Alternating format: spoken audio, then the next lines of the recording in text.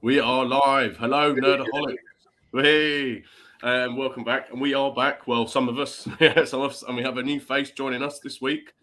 And he is Joe, Tom's brother. Hello, Joe. Yeah, I've been recruited. Yes. It's like being in Tom's band. It's like, Joe, you wanna fill in? It's like, come on, let's go. You can do it. Joe Harry's not joining us for night. We need you in. We need to make it. Come on. Save us. The insurance option. Yeah. So this week we are going to be, as the title may suggest, we're going to be doing something slightly different in that we're going to be pitching like 10 questions to each other, maybe more, depending on how this goes. Something that we actually just do in real life where we're down the pub. We just have a few beers and go, what do you think? This or this? Or this or this? And it kind of goes on for a while. And you had to pick. Or else. Yeah. Or else. So, Tom, do you want me to go? I was going to say this is your idea. If you want to like sort of give a bit more backstory to it, or you're happy just to start? No. I think people get the idea when we come when we go through it. So I've actually got one here for both of you because I know you're both familiar with this franchise. All right. You have to pick one which you think is better, or which do you think is worse, or which would you rather play on one. You have to pick between Metal Gear Solid 2 or Metal Gear Solid 4. Ooh. Joe, do you want to go first, Sean? I was literally about to say, you want to go first on that one? Can I tell you what I think Joseph might lean towards and what I think Sean might lean towards? Yeah, go on then if you want to guess.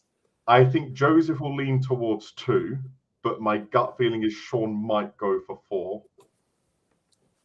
Yeah, you're probably right because I like Metal Gear Solid 2 more now than I used to when I first played it. But I just think, it's depressing as fuck as Metal Gear Solid 4 is towards the end.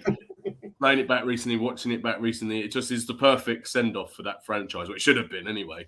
And yeah, it's just all the little Easter eggs you get. Like you go back to Shadow Moses, and it's like, this is what we wanted to do back in the day, and you actually get to play a Snake. Okay, he's not actually. Well, I mean, he's old Snake, but he's still Solid Snake, so that was nice.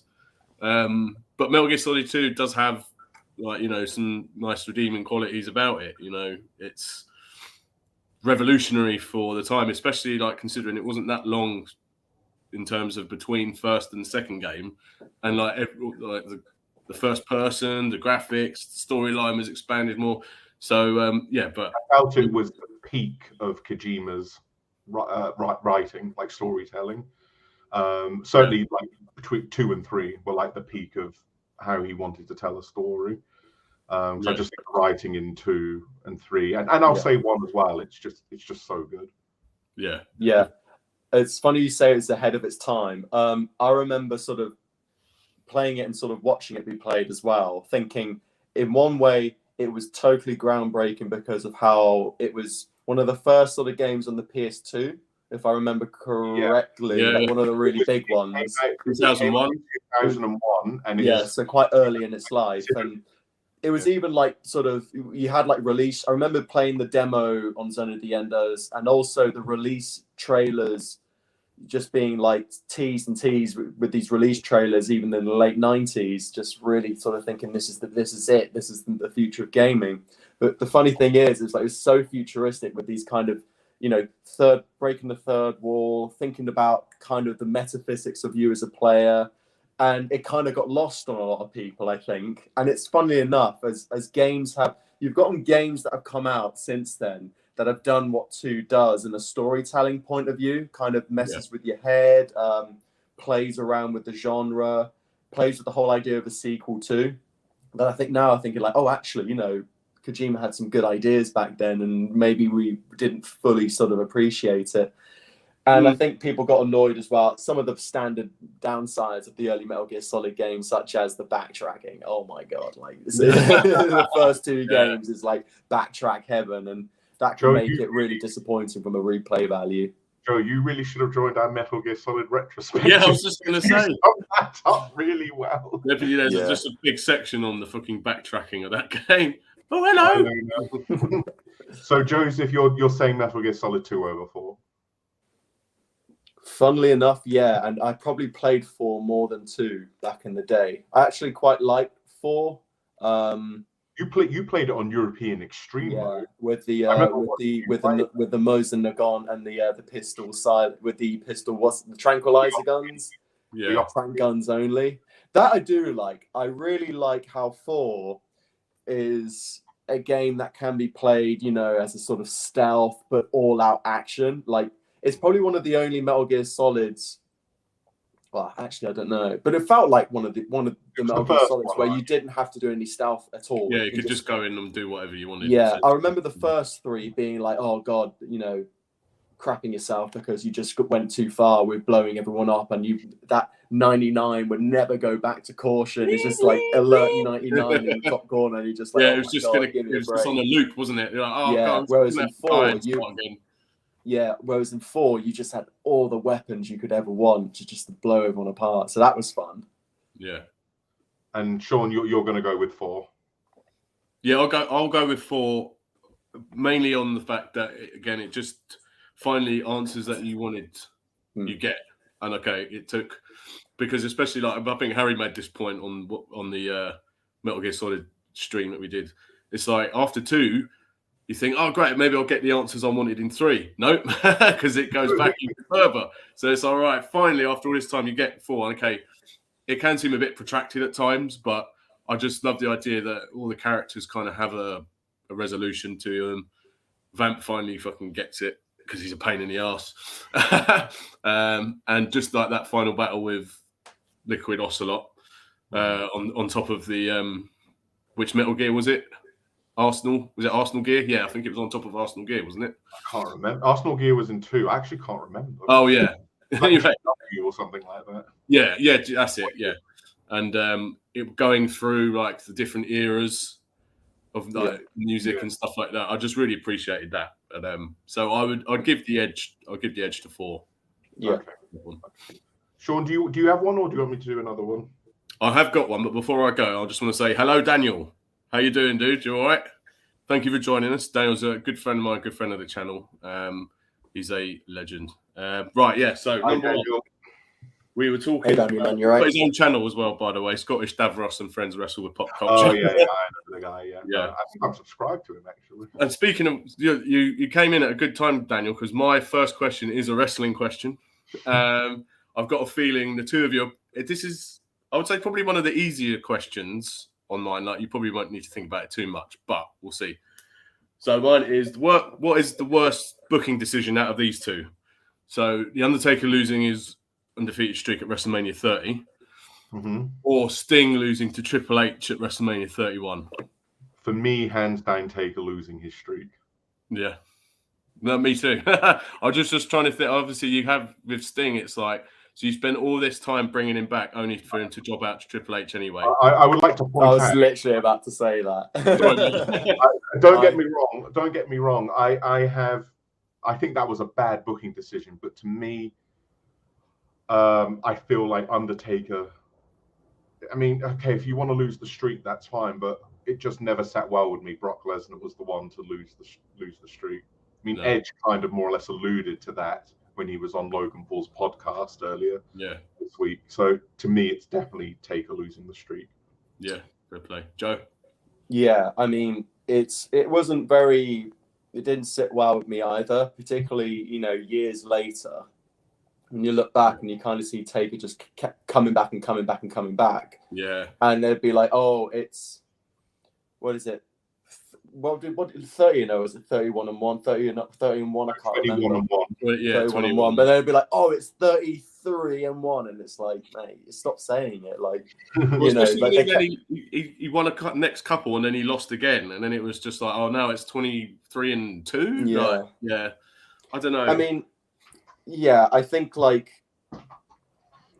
if it were to happen, there was a better way you could have done it. I remember Brock Lesnar being really big at that time. Like, I remember he kind of carried the show in a way, sort of those years after the streak ending. Yeah. and when I he think it was decided to show up at least. yeah, I know when he showed up, I know, Yeah. or when he felt like it, basically. Yeah. When he was in a good mood, I guess. But Yeah. but basically, it was like, so it was great for Brock, but it was at a time for me where I was just sort of a bit like with WWE, and really excited for something like NXT. And I remember shortly around that time as well, NXT just doing everything right in a way, you know. Yeah. So it's Especially not just about him losing the streak, but for me, it was kind of a whole summarization of that time in the WWE where I think we might look back where it's just like there was no competition, but then again, what they were dealing just wasn't very satisfying. Yeah. So definitely take a streak, Sean. 100%. Yeah, take a streak. And that said, I felt the Sting jobbing to Triple H, especially with and how they hastily made it about the Monday Night Raw wars as well. That was you could tell that was Vince, basically. Yeah, you know, back in the Roman times, they used to do these things where in the Colosseum, the gladiators would reenact famous Roman we're in the battles. Roman times right now. Back in the Roman times, we're still in it. They would reenact famous Roman battles, and they'd do like, the battle against the Carthaginians, and they just had some slaves or prisoners job out to the strongest gladiators, and when I say job out, literally get killed. They'd be like, the Romans win again. It was a bit like watching that, just sort of Sting very ceremoniously and very Roman kind of like, we're telling history now. You know, job out to Triple H. Yeah, I think that was part of the pettiness of why I put it in there, because it was, Sting is another legend, you know, sort of had that kind of Undertaker feel to him in WCW, and then it was like Vince just couldn't, he had to make sure that everyone knew that WWE were the winners in the end. Yeah. And then you had like the NWO come out. And it's like, hang on a minute, you two were like the biggest rivals in WCW. Yeah, I know. It's dumb. It was just so dumb. But I get it's a close. That's why I put it in the question. For me, that's like the second behind. To me, Sean, that is by far probably, with the exception maybe Austin turning heel, maybe the dumbest booking decision they've ever done. At least at the top of my head, those would be the first two that come to mind. But I mean, I thought the booking decision for Sting losing was ridiculous, but Taker losing his streak, still to this day, I'm bitter about it. Yeah, it happened like a long time. We've said before, it's like they could have. And I know, the thing of the business is, you put over on your way out. But Undertaker was an exception. You could have made an exception for him, like especially at the end of an era match. It could have been an end of an era. You know what I mean? It was perfect for those three to just ride out in that image of them hugging each other. That was brilliant. They could have just gone then. But Daniel in the chat, you're a glutton for punishment. Yeah, I tell him that on a regular basis as well. I usually tune in round about Royal Rumble, then stop watching it round about after WrestleMania. So, you're a braver man than I am. All right, I got another one for you. Which overall do you think was the better console? PlayStation 1 or PlayStation 2? Oh. See, I absolutely loved my PlayStation 2, and it never, ever broke. There's so many people... It had like 3 or 4 different PS2s. Mine lasted until I stopped playing with it anymore. But then with the PS1, it was, it was the jump from, for me personally anyway, because I didn't have an N64. So for me, it was like a jump from Mega Drive to PS1. Yeah. And it was just like, whoa, okay, we're in a whole new literal universe of gaming here. I think the first game I saw on PS1 was Tomb Raider, the very first Tomb Raider. I think that was the first one, and I think correct me if I'm wrong, Joe, that may have been the first one we played as well.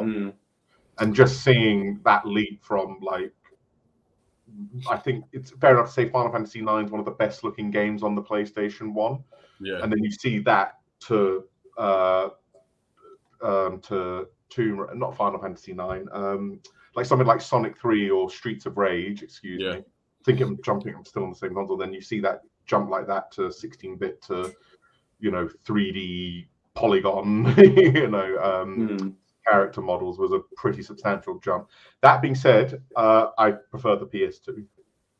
I will have to go overall, I'd have to go with the PS2, despite PS1 being super special, because that for me felt like the first console that I properly owned, and I went out and bought games for, I asked games for, because we had the Mega Drive way back when, and I'd go around to play, you know, friends' sort of N64s and Super Nintendos. But the PS1 was like, oh, I'm going out to buy these games and that game. Yeah.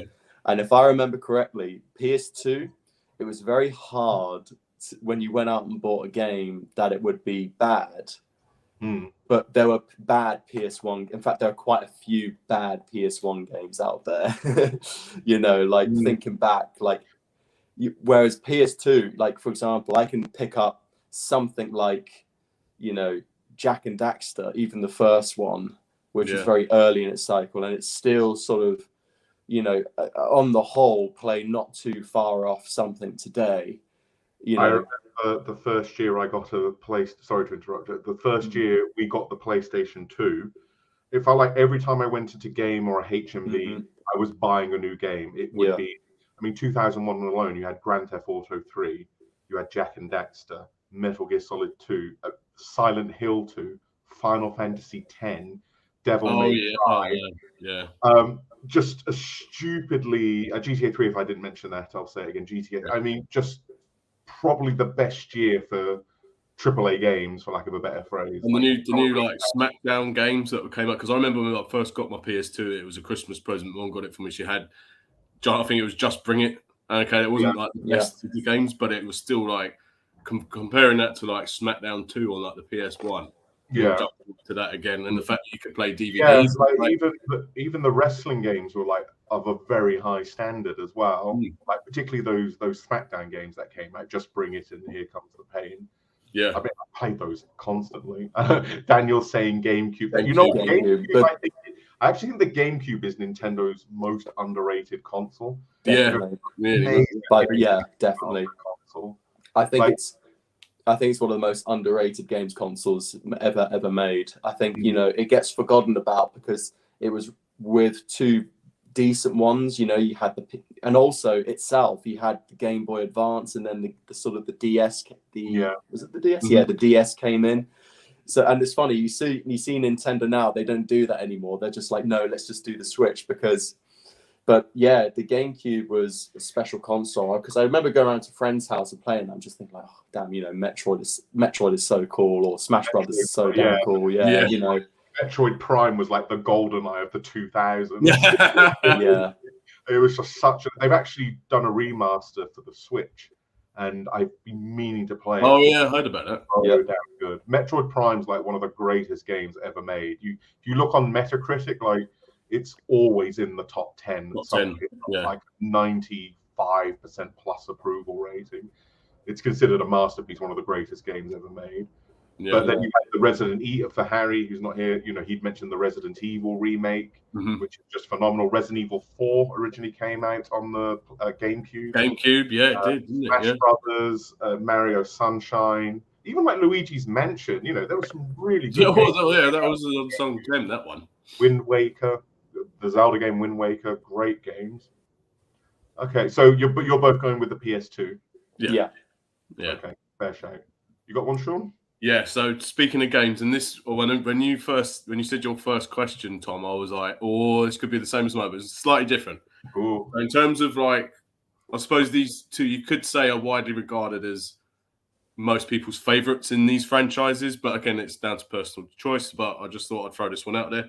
So, Metal Gear Solid 3 or Mass Effect 2? Oh, my God. Yes, I got my first. I thought that was going to be. I wasn't sure how hard or easy that one would have been. That one's for Tom, definitely. My God. Sorry, Joey. I thought maybe you might know it, but no. That is so difficult, Sean.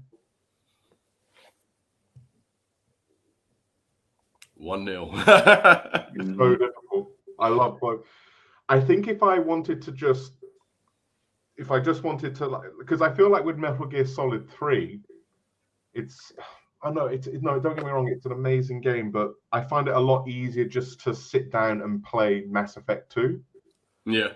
Whereas in Metal Gear Solid 3, you kind of spend a lot of your time just watching it, unless you're doing a speed run or something like that. Yeah. So I would say Mass Effect 2 slightly edges it. Mm-hmm. And it's only because I think my favorite Metal Gear Solid game, if I really had to pick, is probably Metal Gear Solid 1. But I think 3 is outstanding. Yeah. I mean, outside how I personally feel, pound for pound, it is the best Metal Gear Solid game, arguably. Yeah. But that's a very good one, Sean. I would say, going by current mood in particular, because I know we've been having a lot of back and forth on Mass Effect, I would say Mass Effect 2 edges it, but only ever so slightly. Yeah. Yeah, I would really got me with that one. Yes. I'd go the same. Don't get me wrong, obviously, Metal Gear Solid 3, the Metal Gear Solid series in its entirety has obviously gone on for longer, like the longer part of my life. But especially having played Mass Effect 1 because when I had the Xbox 360, it came out in 2007, so I had a lot of that just to sort of chew on. And then when 2 came out, it just turned it up to like 11 million in terms of just everything about it. Amazing. I know we said this on the channel before, but you were literally hounding me to play this. Yeah. For some reason, it's like I'm not interested, and then I played it. Josie will tell you I must have played I completed it, and then I immediately started a new playthrough. There you go. It takes a long time to complete if you want to do as much as possible. You want to do everything. Yeah, I think what Tom just said there, the replay value of 2 made it just such a game worth owning and playing.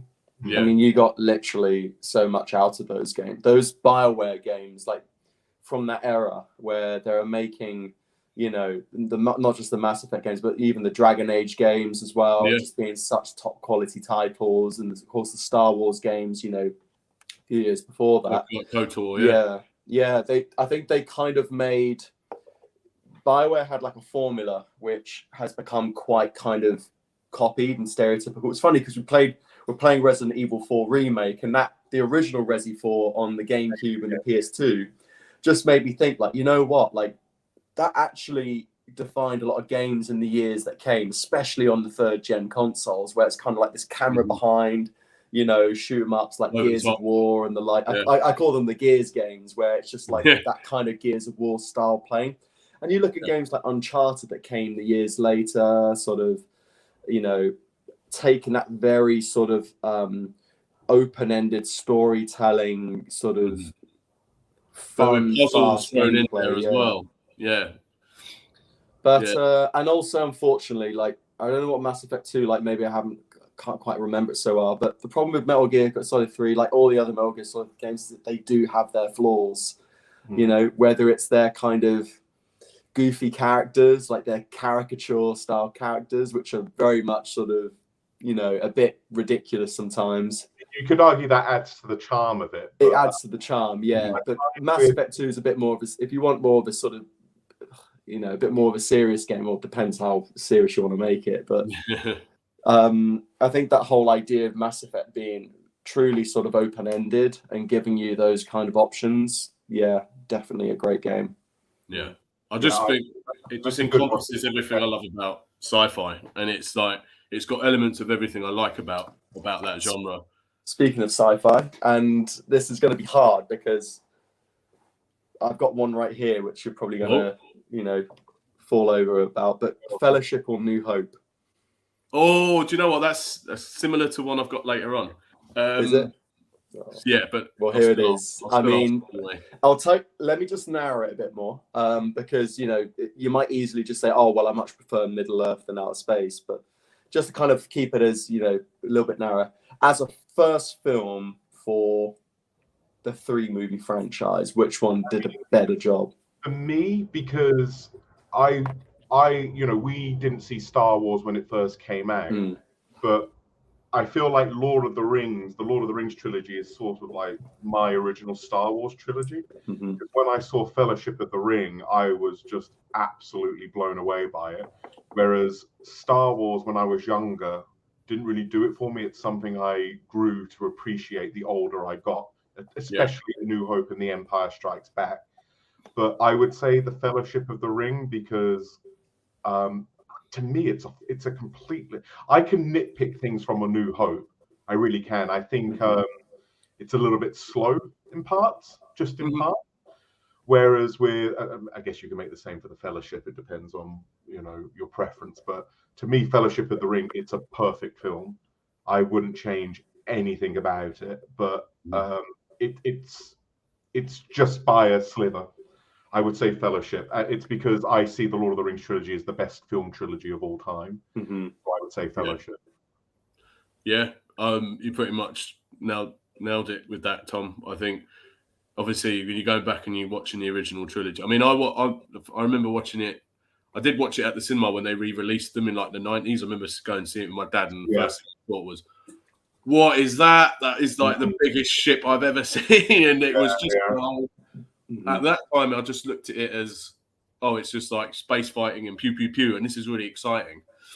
Going back and watching it as an adult you can tell there's hints of like the old sort of sci-fi movies of like the black and white ages, and you also got the Western kind of symbolism, samurai type of sort of thing to it. And I think again that it could have just been a movie by itself, and it has like a beginning, middle, and end, and it's great. And I feel with Fellowship it's similar to that. However, it tells just everything about it is more like a mythology. And I know that's what the whole point of the books were, but for a long time with Lord of the Rings, my favourite was the Two Towers, just because you had the Battle of Helm's Deep. Likewise. Gollum's of diverse character, but I think he was brilliant in that. But then watching it, and the Return of the King, obviously you've got the great climax and stuff, Pelennor Fields and all that. But I think with Fellowship, again, it's the perfect, it takes what Star Wars CGI and it takes what Star Wars did, as in the original Star Wars movie, and just perfects it in its own right. There's so many fantasy elements in there that I just think are absolutely perfect. To me, like with Star Wars, granted it was made in the 70s. But from a story point of view, like I said, I can nitpick things out. As oh god, is the boring scene where R2D2 spends ages running away from the Jawas. Things like that. And I know the first ever lightsaber fight's really nothing to write home about. So it's like things like that I can really nitpick at, especially considering George Lucas has gone back and changed it over and over again. But I just think with the Fellowship of the Ring, it does everything right. I think the casting is amazing. They go with known actors and unknown actors. You can clearly tell that, and it felt like, and I know this is, almost sacrilegious nowadays, but it felt like they really, really respected the source material and wanted to remain as faithful to that as they possibly could do within the context of a 2.5 to 3 hour film. So and looks like Scottish Davros agrees. So it's Fellowship. Daniel's 3 for 3 with us on that one. Shall I just for the sake of it give something I think to defend A New Hope with? Go on then. Is that I like to point out I don't dislike New Hope. I love it. I was going to say 1977. It was unreal, and if you take it in that context, then there's going to be people that are being like, well, if it wasn't Star Wars, it would be no Lord of the Rings. But then you go, well, I'm just going to give credit where's credit due. Look, George Lucas is not J.R.R. Tolkien. No. And I think that also needs to be remembered is the fact that the Fellowship didn't exactly have nothing to start with. They had really well-written books with incredible story. And granted, they had to take so much and such an incredible amount of information from the original source material and turn it into a movie, especially a cinematic one. But what George Lucas and that team did was take all of these kind of genres which shouldn't work together, especially in the 70s, where they probably were people were a bit more closed-minded about what films should be and what genre should be. One moment it's a cowboy film, the other moment it's an action comedy, the other moment it's like a war movie, the other moment it's a samurai film. It's like all the films George Lucas used to love growing up. Basically. Yeah, and if I sort of said that, just bring all these genres together, people will say, you're crazy, that's impossible. You just end up with a bad movie. And it just so happens he managed to pull it off and make one of the best movies of all time without the source material and without anything there. So I think, you know, credit where the credit's due. I think absolutely. A New Hope for me was like, when I think about just making it, I stand back and I can't help before that is such an achievement. And I think the Fellowship's a great achievement, but again, you know, you're coming in with the source material, with a great story that's already there. You know, you would say, well, Boromir's sacrifice at the end, you know, was so beautiful, and it's it's one of the great cinematic moments. It's like, I know, but there it was in the book. It's a great literacy moment. So it's like, literary moment. So I think that's a fair argument, Joe. I mean, when I say Fellowship by Slither, I mean it really is. Yeah, it really is for me as well. But it's that said, Fellowship with everything, the music, the props, you know, the set pieces. I love everything about it. Yeah, I love the Lord of the Rings trilogy. Like I said earlier, it's the best film trilogy for me. I mean, it would have been Star Wars, but I felt like there are so many moments in The Last Jedi, not The Last Jedi, the Return of the Jedi. God, sorry about that. The Return of the Jedi, which I'm like, can we basically anything outside of Vader, Luke, and Palpatine? I just don't care about. Just it's either the throne room and that's it. Yeah, you know what I mean? Just have an hour in the throne room. Yeah, you must have loved the new movies then, Tom. Well, funny enough, that leads quite nicely into my next question. You have to pick one, whether you want to eradicate it from the face of the earth or be stuck with it for the rest of your life, whichever one is. The Star Wars sequels, or the Hobbit trilogy. Oh, the Hobbit trilogy, hands down. As in what I would prefer. Yeah, Hobbit trilogy. Yeah, with Sean. Because at least there's one decent movie in there. All right, that's on to the next one. I thought you were going to really think long and hard about that. No. Those movies, like, okay, there's some really bad bits in the Hobbit trilogy. Don't get me wrong, but I don't find it offensive though. No, exactly. It doesn't like really. I'm trying to think. No, it doesn't destroy one of its like original characters, like fucking Last Jedi. No, I listen. I'd rather watch 20 minutes. I'd rather watch 2 hours of the dwarves eating Frodo's food than watch another moment of Luke Skywalker drinking that whatever the hell that was milk that he drank in that second movie. All right then. Star Wars prequels or the Hobbit trilogy? That's more difficult. Well, that was actually the original question. Oh, was it? I changed it on the fly. You know what? I'm still going to go with the Hobbit trilogy because I'm more invested in that world than I am with the prequel. Don't get me wrong. Looking back, the prequels aren't they are very bad in places. Don't get me wrong, but then there are some. I think people have come to accept that Revenge of the Sith is a pretty decent film. Yeah, but I just think overall the Hobbit just feels like more like they are going on an adventure, you know. And you know, I really like Martin Freeman as Bilbo, whereas I don't really have like an affinity for anyone in the prequels. Like, okay, except for Palpatine.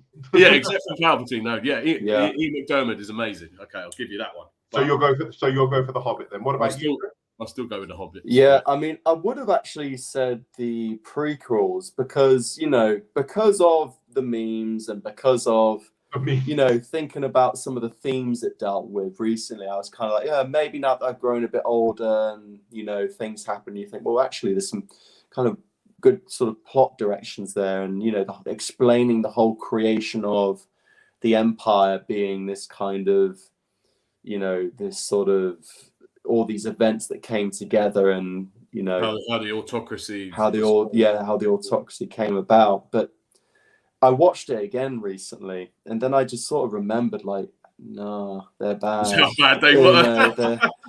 And also, if you ask me, where would I rather spend 9 hours? Like in Middle Earth on Naboo? Middle Earth. Yeah, I agree with you. Yeah. All right, then fair enough then. Yeah. Do you have one, Sean? Well, you've answered one of my questions already, which was which one? I agree, Daniel. Revenge of the Sith is a good film. No, I did like that. Best of the prequels. Oh yeah, I would say Revenge of the Sith is better than the Battle of the Five Armies if we're comparing movies. Yes. But overall, the first two Hobbit films. Actually, I think Desolation of Smaug is actually not a bad film. I think it's easily the best out of the three Hobbit films. An Unexpected Journey, to me, I just can't get through it. Like 3 hours. Oh, no. Yeah. But is that what it's called? An Unexpected Journey? The first one. Okay. So what was your next one, Sean? Sorry. So you've answered one of my questions already, which was you can only watch one of these trilogies. What would it be? Original Star Wars or Lord of the Rings? So I'll move on to my next one then. And this is kind of, I was telling you before, Tom, where I sort of mix genres a little bit. Yeah. Again, I think Joe, I think you'll be all right with this one as well. So what was the bigger disappointment? The finale of Game of Thrones or Cody Rhodes losing to Roman Reigns at I can answer that straight away. I would definitely say the ending of Game of Thrones. Yeah. Just with the Cody Rhodes, it felt like a kind of red wedding moment for me. The thing is with Game of Thrones, I don't know about you, but Tom will probably agree with me. But am I the only person who saw like the last 2 seasons? I'm just feeling more and more like this show is going to end with a disaster. No, I had that terrible sinking feeling. I felt like the show's last major hurrah was the last 2 episodes of season 6, because you had that amazing episode of Battle of the Bastards. Oh yeah, and you had the episode after that where Cersei blows up the crypt. Just amazing episode. Yeah. I mean, don't get me wrong. Like, I felt like in season 1 to 4, the show was literally doing that. Then it sort of kind of season 5, apart from Hard Home, was just meandered a little bit for me.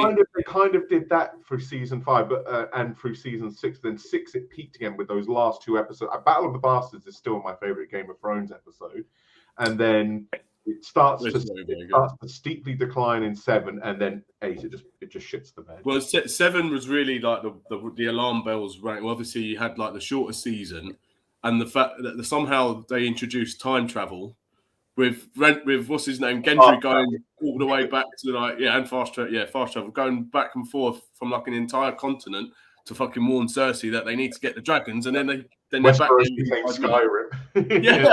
Yeah, exactly. So it was like, oh dear, no, that's not great. And then easily Game of Thrones. Yeah. Game of Thrones. And funnily enough, because I say that, when I started to tell the show was going badly, when the small talk became bad, I remember the first was when they ran out of seasons. If I go back and watch it, I'll probably remember a lot more. But I just remember loving just the small talk, the downtime, the conversations between the different characters. And I'll give you one example where Tyrion and Bronn plan for the defense of King's Landing. I think it was in season 2. George R.R. Martin wrote that episode. That's right. And you see them, and just the way they kind of interact with each other, and how one is sort of saying this, and they're punning off each other and saying all these things. You surely do that, and going on like that.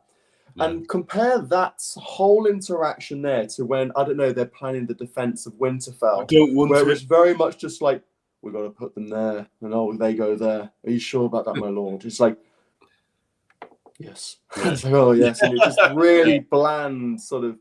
It was just generic dialogue because they get, like I say, the showrunners. Like really generic stuff. So it was like the moment where the show completely and utterly died for me was when Arya stabbed the Night King. Oh yeah, that was the moment where I was like, I watched the remaining 3 episodes, I think. Yeah. But I mentally completely, it was like Stockholm syndrome. I was a glutton for punishment.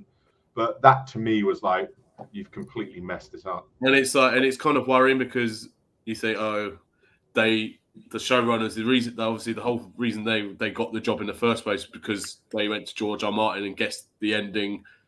So if that is the ending, then that's the ending in the books as well. And it just kind of layered the disappointment even more because like, this is probably what's going to happen as well. I don't think if he ever finishes them. I don't think George R. R. Martin will ever finish those books. No, I think he is actually mentally checked out from it now. Yeah.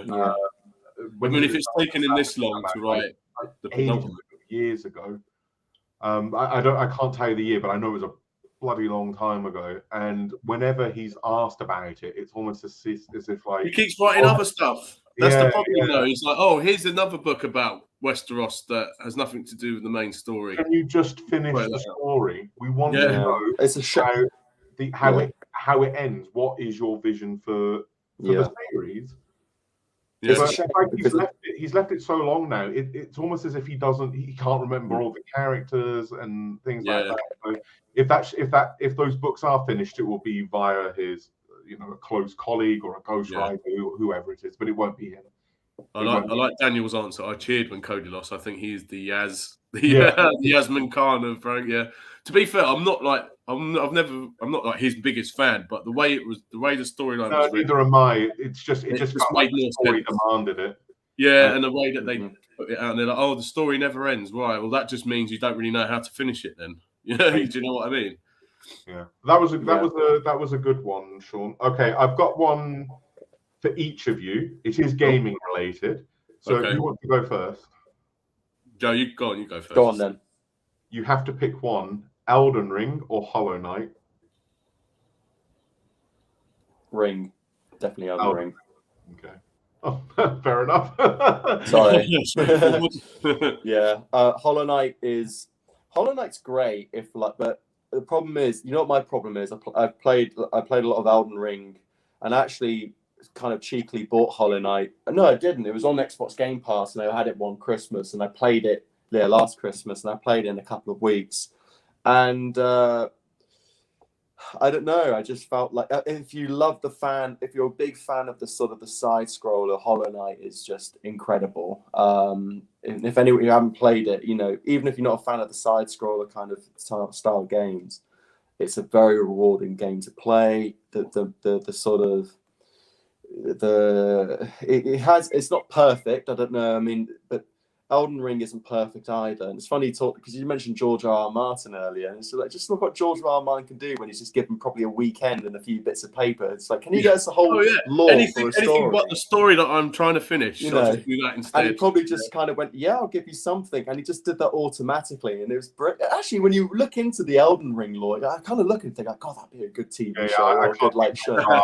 Quality testing Elden Ring's gameplay. So, all right, so you go with Elden Ring on that one then. Yeah.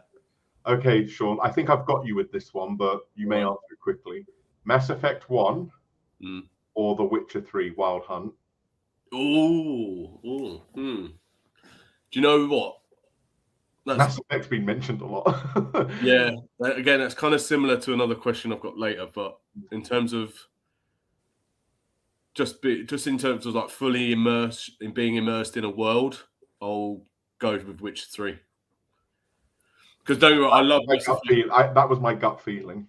I love Mass Effect, and it was like it almost felt like it was just something that I had a soft spot for, because at the time it was just me playing it out of everyone that I knew. Mm-hmm. So it was this nice sort of happy surprise because it came with the Xbox 360. It was Halo 3 and it was Mass Effect, and obviously I gave Halo 3 a go, and I was like, because it's a big name, and I was like, no, not interested in that. Nice. What's this game about? And looked at the back cover, I was like, oh, there's a few aliens. Oh, you want a space adventure? Let's give it a go. And it was just that artwork for the first Mass Effect game is pretty terrible. Yeah, no, it's bad. It's not great. No, it was massively improved later on. Yeah. I tell you this though. So just like intrigued with like what was going on with this game, and you had, again, speaking about like the sci-fi elements that I love, everything sort of came together with that, the choices that you could do. But with Witcher, it was literally just, it was all encompassing. And I kind of knew, again, it was more of a happy accident. Okay, I knew of the lore, but I hadn't read the books before then. And it was like I said to you, my first introduction was that video game. Yeah, exactly. And it was like I said to you at the time, Tom, it was like, this is how, because I think Metal Gear Solid 5 was coming out around the similar sort of time, or maybe a bit before then, I can't remember. But I said to you at the time, Geralt feels more like Big Boss than Big Boss does. It's just how he conducts himself. But just everything about it, just all the different areas you can go to, the fact that again, it's kind of linear but not at the same time. Have any of you played that next-gen update of The Witcher 3 yet? No, because I don't have a next-gen console. That's it. Oh, right. I think the PS4, it had some improvements to it, but not to the lengths of a PS5 or Xbox. I'm sure it's just a texture upgrade, for the HD upgrade. No, they've taken like a lot of inspiration from God of War, like the camera's more behind Geralt. Oh, I see. Right, yeah. It gives you the option to switch backwards and forwards. So there are some pretty big like ray tracings in it now, and the game still looks amazing to this. It's just, I mean, it's not a super old game, but that it's aging like a fine wine. Yeah, what was it? 2013, 2014? Something like that, yeah. Yeah. Got one for you. Speaking of like, All that thought, Joe, I need to turn the light on in here. It's just it's getting dark, isn't it? I tell you what, I'll ask Tom first, and then Sean, you can ponder on it. But Tom, because we're in the year of the remake at the minute, we're in the time of the remakes. I think it's funny, isn't it? Like, Tom, the Dead Space or the Resi 4 remake? Resi 4 remake. I love the Dead Space remake though. But if I was to give you did a review of it, didn't you? You were like, this is it. This is how a remake should be done. A month later, no. This is how a remake should be done. The Dead Space remake is phenomenal. It's really, really, really good.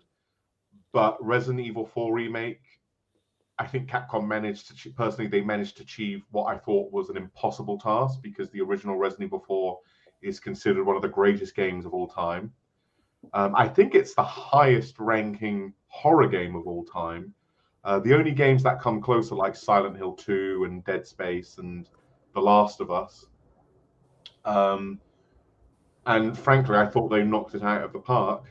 So I would say RE4 remake. But Dead Space remake is amazing. It's really, really good. Sean, I don't know if you've played them both. I haven't played any either, so I can't really comment on that, I'm afraid. But I do want to play them at some point. This is shaping up to be a big year for gaming. But in answer to definitely make it clear, Resident Evil 4 remake is the. Well, I'll try and I got a quick one here actually. Maybe Sean might answer it first. Just because while we're on the genre of horrors, back to horror films, Alien or Aliens? Alien. The first one. Yeah. Elaborate. Again, it used to be Aliens for a long time, because I think I was just super into like just the action side of it. But again, watching back recently, like my appreciation of just how just horrific that first one was in all the best ways. And the tension and the atmosphere and the fact that it's just one of these fucking things. Yeah. And yet it's just the complete kind of almost, it's very, even though it's in space, it's very claustrophobic, if that makes sense. Don't show the alien in full. It's always exactly. And it's just the way that Ridley Scott was able to just impart the pure terror of that situation, and the fact that it was what was it, 78? Yep. 79. 79. So again, similar with like the original Star Wars movie, it's like, how on earth have they managed to pull this off at this time? And you just think the ship feels enormous as well. Yeah, they used a lot of mirrors. They stuck mirrors at the end of the corridors and in corners of the set, so it feels like an enormous ship they're on. Yeah, don't get me wrong, I love Aliens, and I think the Colonial Marines, all that sort of stuff. Hudson, that's all badass. But as far as I'm concerned, they're two completely different genres, and it's almost like obviously with the two different directors, you're gonna kind of have that difference in the sort of the tone of the movies and stuff like that.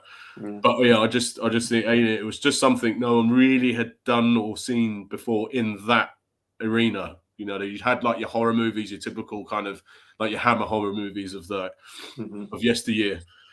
This time it's in space, and it's like, holy shit. It was just probably one of the greatest film trailers ever made for that film. I was literally about to say the trailer's just horrifying enough. Yeah, it is. And I agree with you, Sean. I think you summed that up very well. I would go with Alien. And it's still to this day, when I did a recent watch back of the series, had the lights off, it's still one of the few movies that genuinely makes me feel uneasy watching it. In a good way. It's just Oh, this is. I had nightmares about that xenomorph in the first Alien film when I was young, because don't ask me why. I can almost guarantee my parents didn't know this, but I watched Alien when I was very, very young. Yeah. And way too young to be watching it. But that way. Still to this day, I will never forget. I mean, you can look at it like I've showed it to my girlfriend, and she's like, "Yeah, it's scary, but blah blah blah." But I still feel really uncomfortable watching it because like that moment where it grabs Dallas in the air vents, or when it first appears, and you don't even notice it. But when you go back and watch it, you can actually see it hanging there. Yeah, doesn't, like hidden in plain sight, isn't it? I think it's Brett before it captures the first victim.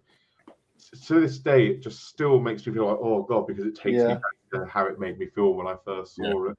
Great, and of course, John Hurt. I couldn't stand watching John Hurt do his incredible performance of having oh my god, because it goes on a while, and then it's only a little bit where you see the actual thing bursting out. Most of it is John Hurt just rolling around, thrashing about. Yeah, and I can't remember.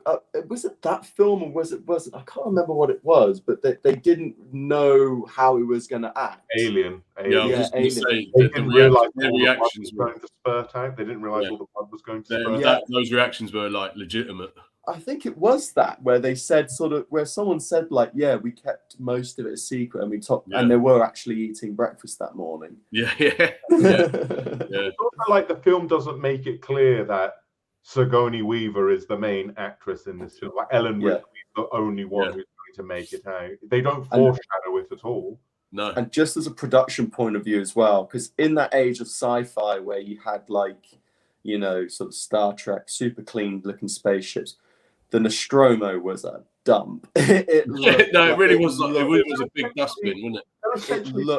It looked like a cargo ship, and these guys were just sort of, like drivers in space. They're not marine or trained in any way, shape, or form.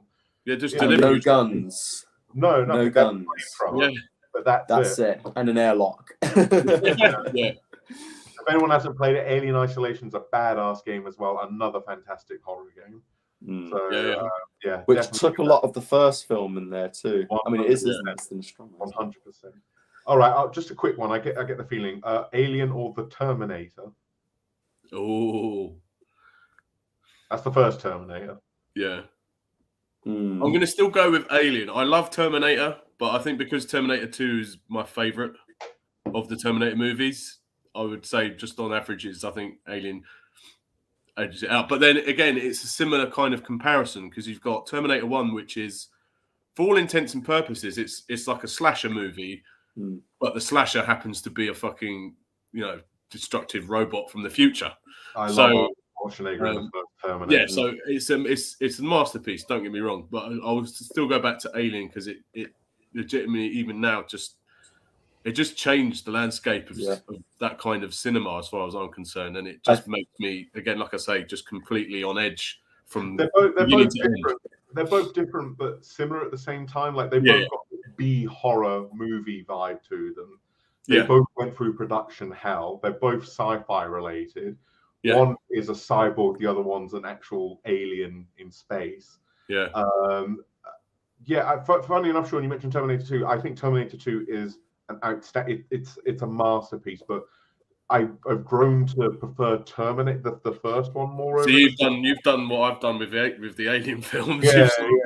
No, fair enough. I just think Arnold, in particular, in the first Terminator film, he doesn't say much. He doesn't have to say much. Doesn't need to. The way he's shot, like the cameras, because Arnold Schwarzenegger is not actually a very tall man, but Cameron's is always, the camera's always looking up at him.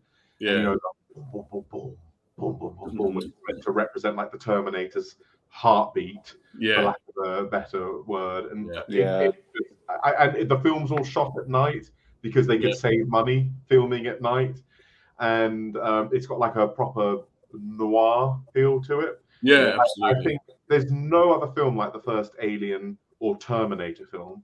They're like pieces of art in a sense. You can't think they're art. I can't think of another, because even the sequels are very different to them as well. Yeah. But David Cameron was very smart when he did Aliens. He's like, we can't try and recapture that. Let's take it down more this route. And he did that again with, with Flip It on its head. Arnie's going to be the good guy in this film, and the evil Terminator is even more advanced, skinny guy. You know, like looks are deceiving, etc. So but I would. That's a different. I would probably say the Terminator just edges it slightly to me. I find it a lot easier just to stick on and watch, but Alien is amazing. Yeah, fair play. I might go Terminator 1, simply because it did, again, just blended that action film with a sort of scary slasher film really well. And in a way that's sort of funnily believable. Like, I loved the bit when he in the police station, and everyone's sort of looking at Kyle Reese about, like, so you're saying with lasers, and they're all laughing and they're all watching TV. Like, he's obviously a crackhead, yeah, like, this is like where everyone's saying, he's saying these are robot from the future, and the psychologist goes like, I can make a whole career out of this guy. But I think it's that down to earth kind of attitude. Jim Cameron does have a very down to earth attitude. I mean, I saw the new Avatar film; it was a bit too down to earth for me, despite being all the good special effects. But he's really good at that kind of just sort of, make it sort of don't take it too seriously.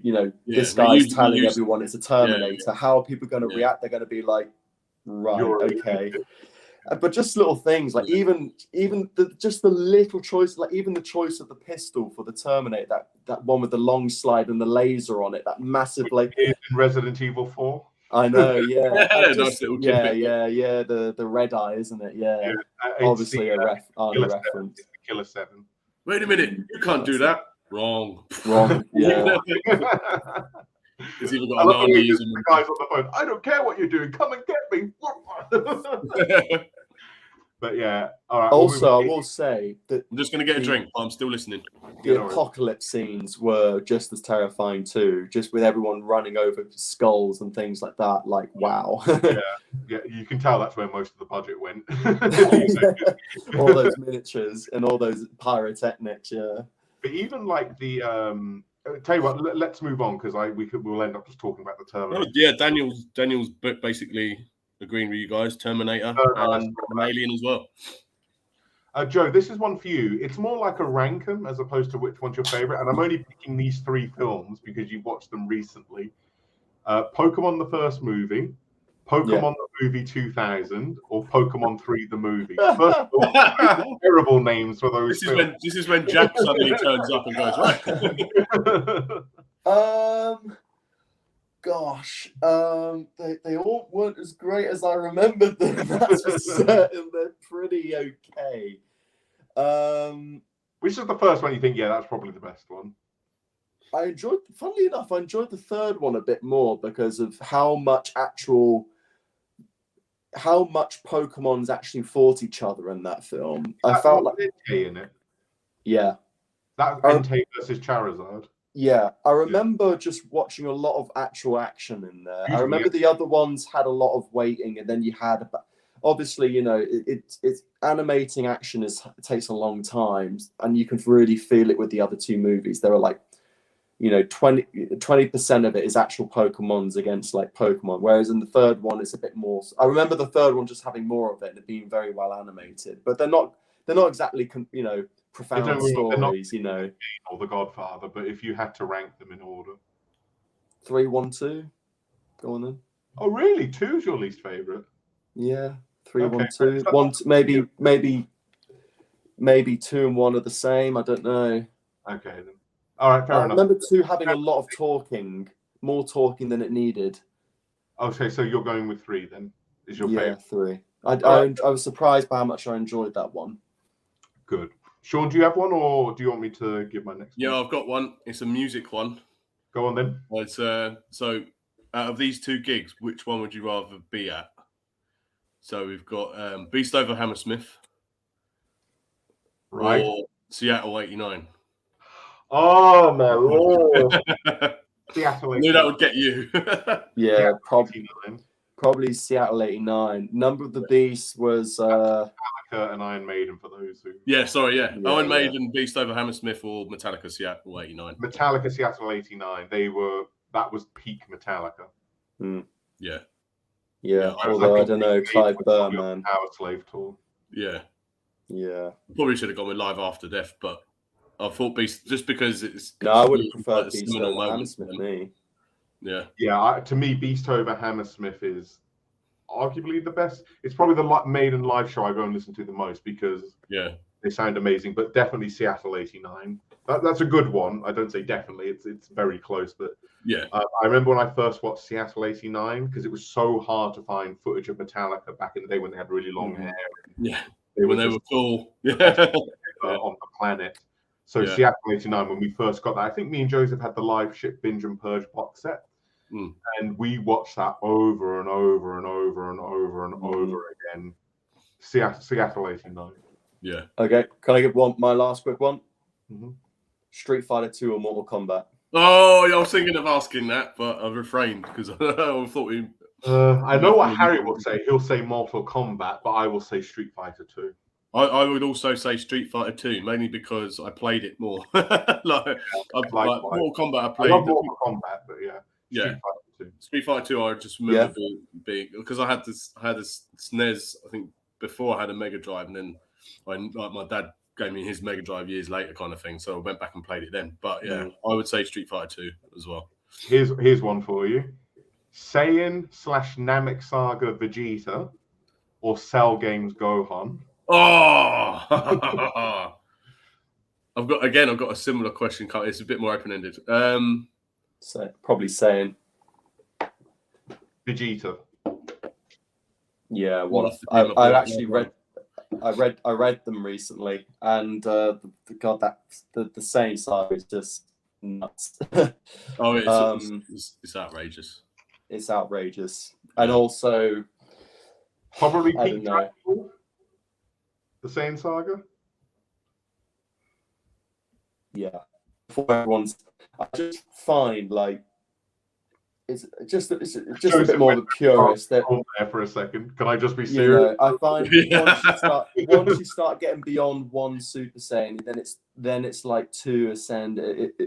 It goes through the motions a little bit. Although the Frieza fight's really good. I just remember watching the Vegeta and the whole build up with the Saiyan fight and just thinking like this is horrible, like in terms of scare, like actually like incredibly like horrifying. How could they be so strong? They're all being killed off one after another. Yeah, you just think like, my God, this is going nowhere. Are they going to win? Also, like, and I don't hear people talking about this enough, but if Goku was literally just like 30 seconds, if he arrived 30 seconds before he did, he would have been there in time to save Piccolo, and thus the whole Namek thing wouldn't have happened.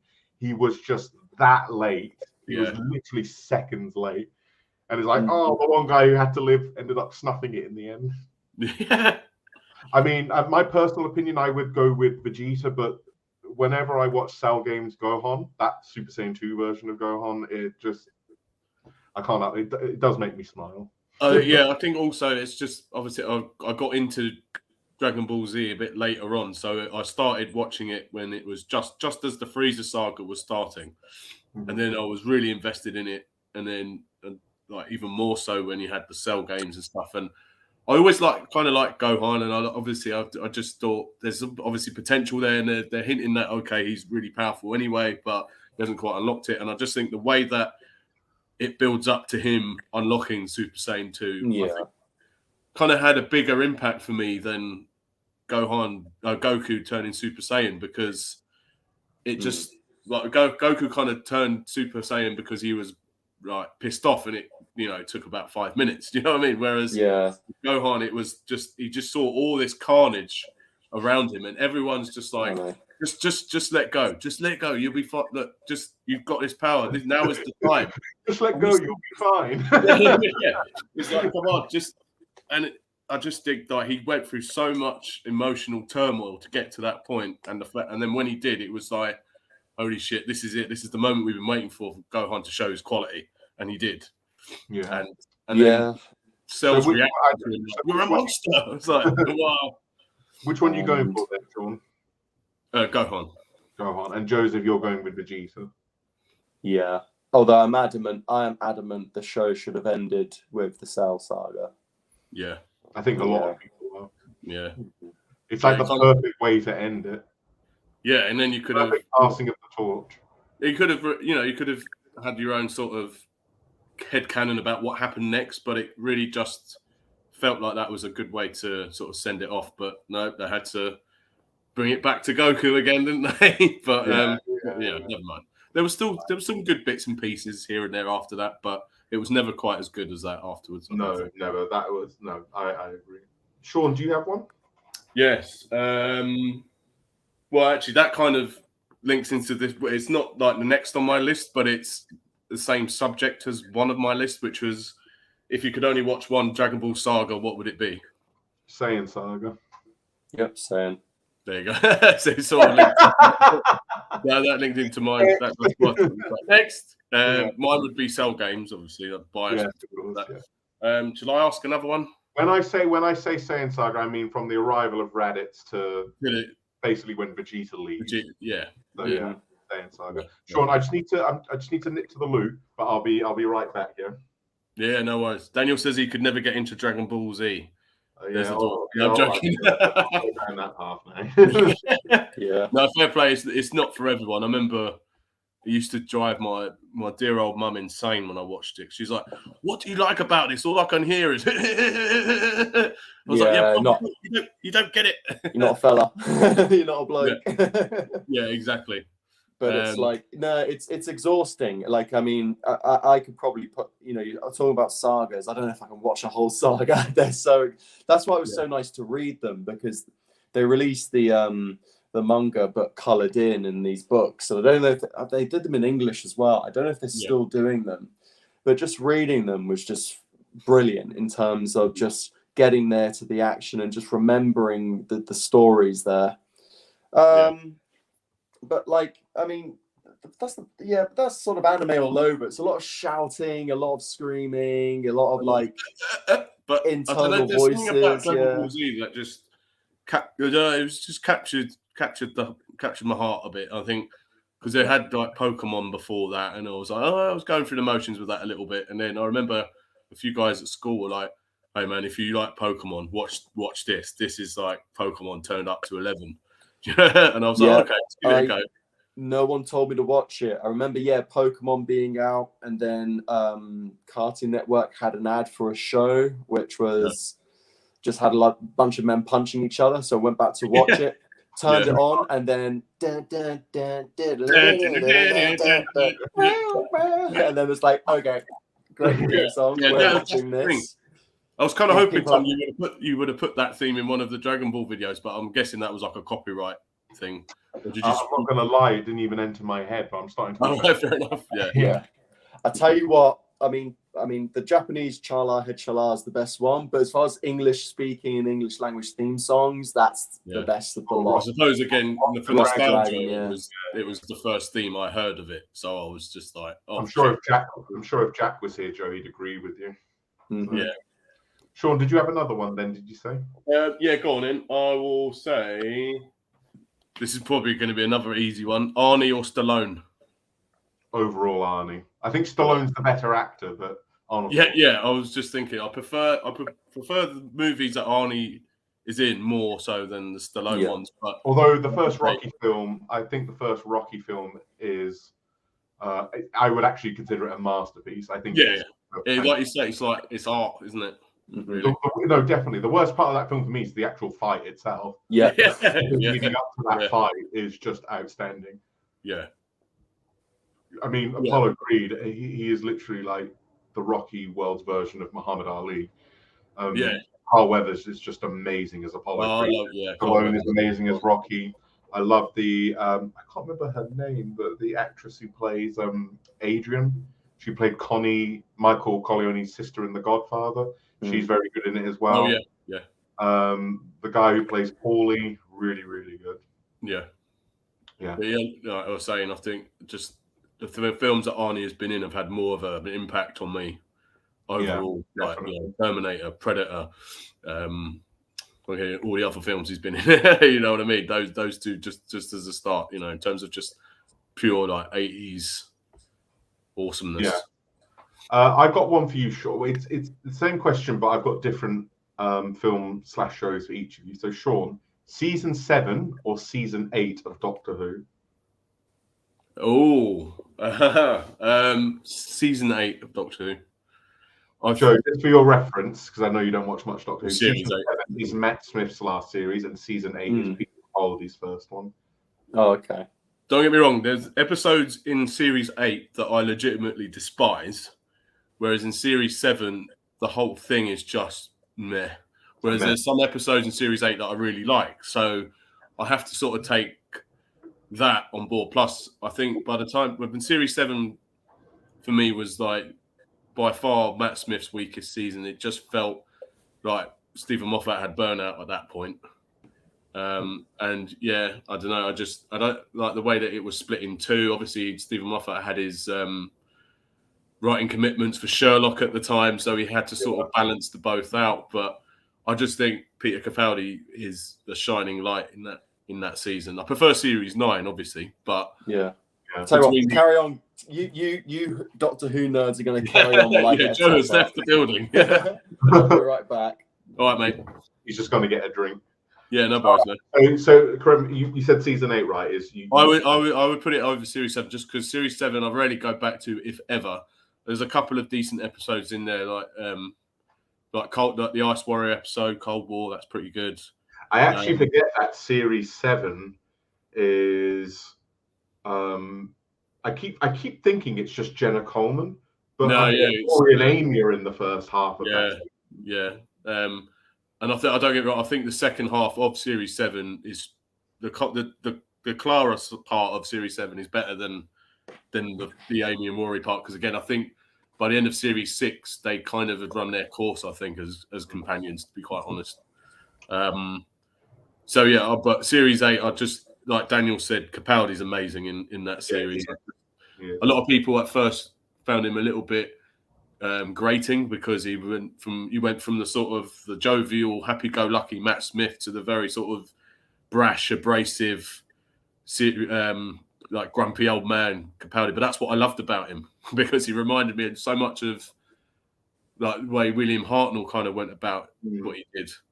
And there were things in there that were like he embodied the classic series Doctors. Yeah, and he's given his own twist on it.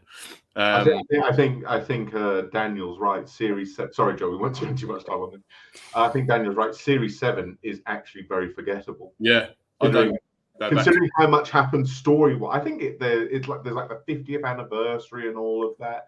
Yeah, that's good. But like when he did like the last few episodes where it was like I think it was Time of the Doctor, and so the one with John Hurtin was when he came in at the end. That was all right, but like Daniel said, everything else is forgettable. Like you've got what was that awful Spider-Man episode as well. Oh god, Nightmare in Silver was atrocious. Yeah, but then again, Series 8 has got fucking Kill the Moon in it as well. So, but as I said, it's also got Into the Dalek, and it's Joe, basically, Kill the Moon is a Doctor Who episode where it's sort of very clumsily tackles sort of abortion and like the debate around abortion, and it turns out that the moon is actually an egg.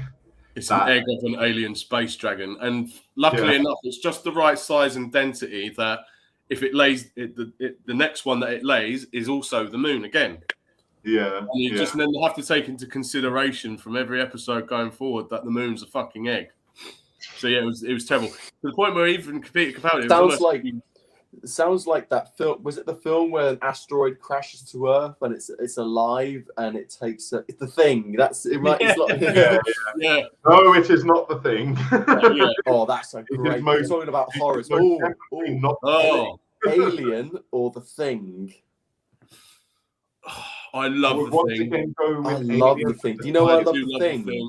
Because it's about like how they all don't trust each other. Yeah, and, you get the paranoia and suspicion. Paranoia, and I love that is fucking brilliant as well. Yeah. Oh my god. The VFX, special effects with all the prosthetics are with the spider, the head spider. Yeah. Yeah. I would. it was a great time for cinema. I'd still edge Alien over it because it felt just that little bit more suspenseful. I suppose something like The Thing could be more comparable with something like Predator, even though the Predator film's really action packed. The Thing is a bit more sort of there's something out there kind of thing. It's got the hallmarks of the B movies, and okay, the original one you could probably say, because there was a 50s one I think as well, wasn't there? That was more like a B movie. That was a B movie, shall we say? Can I say a film which I really enjoyed and it scared me, and I think is still a bit underrated, and it's the War of the Worlds remake with Tom Cruise. Do you know what? Right, a lot of people shit on that movie. I quite enjoy it. I saw it again recently, and I thought, like, you know what? It scared me at the time because of the early 2000s films. I was a bit younger then, but looking back, and I thought the ending was a bit of a letdown. But most of that film is solid. That's the way that he managed to find them, and miraculously managed to find them. But I'll tell you, I like the fact that the idea that they've been sending these fucking aliens down since like the dawn of time, and they've and then you get like the big tripods coming out of the ground and lightning and stuff like that. That bit is really good. The middle bit is a little bit I don't know, but then there's a bit where they're in like the house, and you see like and that bit where it's kind of horror suspense, where like the tripod sends in like the telescope, for want of a better word, look for them, and they're hiding, and it finds that bit's really tense. Yeah. The actor who plays Tom Cruise's son in that film plays Goku in Dragon Ball Evolution. Oh yeah, he did, didn't it? Yeah. And we won't talk about probably I don't know if it is the shittest film ever made, but it's certainly down there as one of the worst films ever made. Dog shit, mate. Yeah, it's awful. It was so bad that Akira Toriyama came out of retirement. He was like, "Oh, he pretty much. I think he pretty much said that in an interview that he cannot let that be the last memory people have of Dragon Ball. No way. It's one of the main reasons he came out and did. I'm doing Battle of Gods again, basically. Yeah, and it ended up being one of the best things Dragon Ball's ever done. Sean, just before we move on to your one, I need to ask Joseph this question. No, it's fine. I was just seeing if I had any more. So Sean had his Doctor Who. Left, but I'm gonna leave. I'll leave. Oh, yeah, you carry on. No worries. So Sean had his Doctor Who. Joe, this one's for you. I'm just gonna Goodfellas. Vape off camera for a bit. Goodfellas or season 1 of The Sopranos? I actually had on my list Goodfellas versus Godfather 1, but I'm sure everyone would have chosen. You would have chosen Godfather 1, Tom. I know, hands down. Yeah, I think Goodfellas is. I don't know actually. I rewatched them both. I probably would have chosen Goodfellas just because. Oh, okay. Maybe we're a bit more polarized. I like Godfather, but I don't know. I just prefer. I don't know. It's the pace of it. I think. Oh my god! More snap. Scorsese has your camera perfectly in that film. Yeah. I'm just vaping off screen. All right. Okay. Fair enough. I just want to make it a little bit more professional. I would actually say Goodfellas. I rewatched them both recently, and I always thought Godfather was my favorite of the two. But if we're going by current mood, I would say Goodfellas. But Goodfellas it's weird. One of the Sopranos, Jay. It's weird because, it's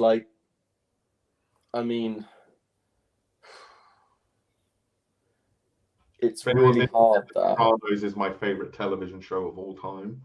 Yeah, but Goodfellas is one of my favorite movies of all time.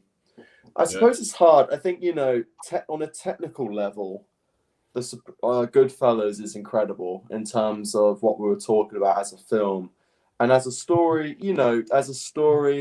It's based on a book it's Henry's book, of course. Yeah. His story, his version of events, and the film very much shows that a recollection of ends with him basically in witness protection. But The Sopranos, written from the ground up. Really interesting story, great angle to come at what was then sort of a bit of a tired genre it's around the time you had all the analyze this and analyze that movies where they were being just parodied and they just took a different angle at it and turned it into such an incredible series. So each episode of The Sopranos felt like a film, but like a high budget, high quality film. It felt A lot of the actors, and they actually took. I was shocked when I rewatched The Goodfellas, and I realized, God, half the cast are in ended up going into The Sopranos. Yeah. So, and Sopranos definitely takes more of its influence from the way Goodfellas is filmed compared to The Godfather. But The Sopranos, you know, Tony Soprano, they talk about how much they love watching The Godfather, and you know, they quote from it and everything like that. To me, overall, I think I actually prefer the story of Tony Soprano than I do of Ray Liotta's character in Goodfellas. Because I feel like within the first episode of The Sopranos, and I think it's around about an hour, each episode's about an hour, you find out so much about Tony within the space of an hour. What makes him tick, what makes him angry, what makes him happy, what makes him sad. Yeah. You find out about his family, his friends. You find out so much about him, and he's such a layered character. And he's in therapy. Yeah. And I think you have to remember as well in Goodfellas, just nails it. And you remember Goodfellas, the main character is Henry, but at the same time, he's not a very complex guy. Yeah. He's just sort of going with the flow with the story, whereas Tony is so like nuanced. I mean, Jim was a great actor because he could just act by looking at someone, and you knew exactly what he was thinking, his view of him, and he acted with his eyes. And great actors can do that, and great character, you know, good characters. Very good way of. That's a very sorry to interrupt, Joe, but that's a very good way of describing it. Actually, he was very, very good at that. And this idea, like, you can go from loving him to hating him to literally despising him, but then go back to feeling sorry for him, and but then kind of liking him again. Because he's the protagonist, but he's the antagonist at the same time. Like, you know, he's the focal point, but you don't necessarily. That doesn't necessarily mean that you agree with him or like him. You know what I mean? It's a similar thing with what they did later on with Breaking Bad with Walter White. It's like he's the protagonist. He's not necessarily. He's not a nice person. You know what I mean? But by the end of, because I found myself really liking Tony Soprano, but by the time the last season I found myself really, really disliking him. Yeah, and it just sort of got to the point where he, you know, his time was up. It was quite clear. He was either going to end up in jail or he was going to be killed. He even said it himself in the show. There's only 2 ways out of this life I'm currently in: either in prison for the rest of my life or I'm whacked. You know, and that's basically, you know, how the life of a mob, isn't it? Yeah. So I would go with The Sopranos because season 1 is so amazing. It's flawless. Whereas Goodfellas, I love it, but it's mainly due to the fact I love James Gandolfini. I suppose also with Sopranos, because it's a TV show, there's more time to put those layers across, and there's more. By the way, Goodfellas is a masterpiece. It's one of the best. Yeah. That's why I just kept Joe Pesci. It's widely considered that season 1 of The Sopranos is considered the best series of the show. Or, you know, it's always maintained a level of excellence, but series 1 was just considered like it is the best one. Yeah. And especially if you take that first episode, you find out so much about Tony. I'm not going to don't want to keep repeating myself, but you find out so much about him. Whereas with Henry, like Joseph said, it's pretty clear what he is from the get-go. Whereas Tony, there's so many other layers you can strip away from. Okay, so which one would you go for then, Joe? Goodfellas or season 1 of The Sopranos? I don't know. I'm stumped. I am. That was a good one. You got me. Honestly, I think both of those, that film and that first season, has that magnetism where once it starts playing, I can't stop watching it. Yeah. Or I'm just like watching clips on YouTube, like Goodfellas, and I'm just watching clips. Yeah. Yeah. Joe, you have to pick one, or else. Good. Okay, I'll go for the movie Goodfellas. Okay. There's just something about, you know, that just, man, Scorsese just made a perfect film. If you ever wanted to say like, oh, if you want to learn how to make, if you want like a perfect movie to shoot and make and edit, timing, using dialogue, drama, action, suspense, even sadness. Like Robert De Niro just, feeling bad, like just that bit where he finds out Joe Pesci was killed and he can do nothing about it, and he's just kind of he reacts in a way like he's furious, he's sad, but the saddest thing, he knows he can't do anything about it, and he doesn't know what to do. Yeah, he's powerless for once. Yeah. Daniel, we need to get Joe into Doctor Who and sit him in front of Genesis as the Daleks. Daniel, believe me, I've tried. You've tried. Oh, listen, I'm his younger brother. I should be the fucking. Sorry, pardon my language, but I should be the Doctor Who fan. Honestly, because Daniel, seriously, I went through this phase where I like the whole outer space. I'll even watch a Next Generation episode if it's on and things like that. But I just never got into the TV show Doctor Who. I would watch it because my dad and Tom would watch it back at home when we were growing up. And there were some episodes, like I remember an episode where they're all on a spaceship and a bit like The Thing, they're all turning on each other and things like that. It could they're be. All on a spaceship. That's nailed it down a bit. Yeah. Ark in Space, potentially, could be that. It's like a passenger plane. It's like a passenger spaceship. Midnight, yeah. Yes, Midnight, yeah. No, I went too far back then with what I thought he was talking about. No, sure. But Joseph only goes back to Christopher Eccleston. Yeah. Look, all I remember were the Christmas specials. It would be May time. I think May when there are new seasons coming out, and Tom would just. I always felt like when Joe was trying to get into it, he'd say, "Okay, I'm going to tune in and watch it this week," and it would always be the worst episode. Like, yeah. Oh my god, that was another thing. It wouldn't be Dalek. It wouldn't be Blink. It wouldn't be Midnight. It wouldn't be Silence of the Library. It would be Fear Her, Love and Monsters, The Unicorn and the Wasp, and Joe's like, "This show's rubbish." I'm like, "No, what do you see in this shit?" Listen, when you're like, that thing where it's like, that thing with wrestling, like, I can't remember I think you said it, Tom, where it's like, don't show someone the Undertaker versus Shawn Michaels match, they won't get it. Like, you'll be there like, no, what it is, like, you want someone to get into wrestling. Yeah. And instead of them being introduced to Austin versus McMahon, or Bret Hart versus Shawn Michaels, or Taker versus Kane, it's the Katie Vick storyline. Well, yeah, Triple H against Scott Steiner. Yes. That was the moment where I actually stopped watching it. Yeah, I got fed up. I got really fed up, and I did something else with my Friday evenings. I think it was like I was 14, I think, and I just remember watching it, thinking like, you discovered alcohol and girls. Yeah. Oh, that was the moment where we were like, hang on a minute, I don't think this is real. What do you mean? You mean this is predetermined and then fake? No, Tom and I figured that out when we saw the tombstone and thought, like, he should be dead. Anything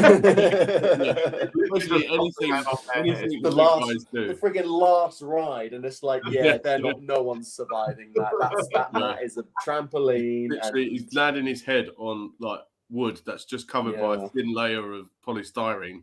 Yeah. Although you say that, I'm watching. There's a guy called Eric Buggs in wrestling at the moment. But I actually watch his YouTube channel. Oh yeah.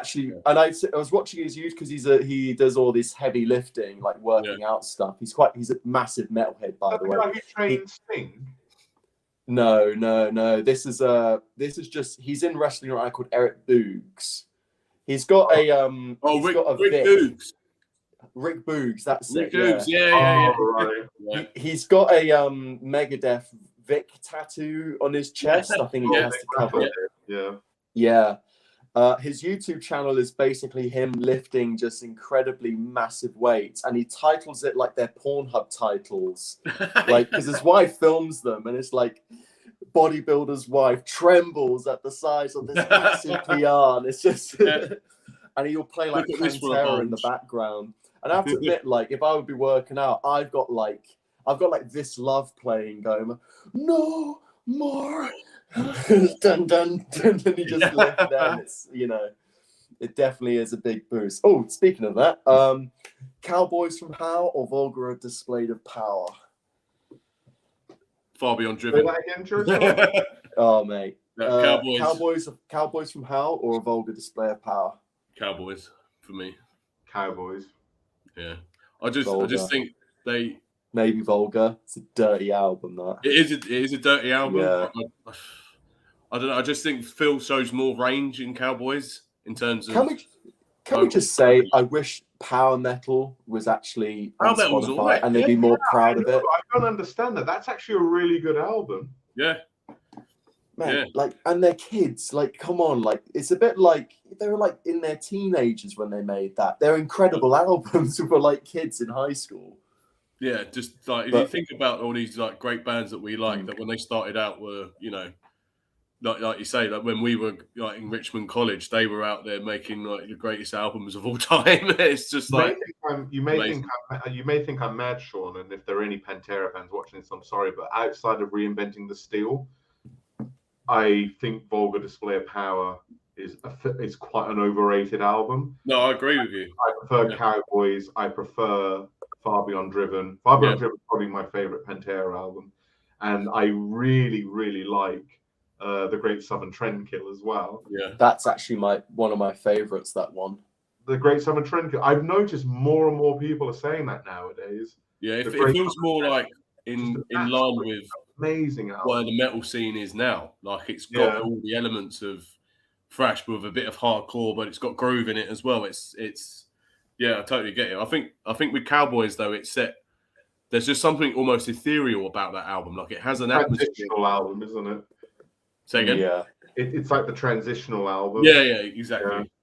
Yeah. But regarded as Pantera's first official album, at least according to them and Spotify. Yeah, it's got a few glam. You can tell there are some of their songs which were previously glam songs, like Cowboys from Hell was one of their earlier ones. I think the last song, The Art of Shredding, that sounds like one of their earlier ones. Slaughtered sounds very like glam metal-y as well. Yeah, and I think even, funnily enough, I think Psycho Holiday was one of their earlier ones too. Yeah, that kind of carried on through. No, Slaughter's on Far Beyond Driven. I thought his name was Shattered. I think that's yeah. Is that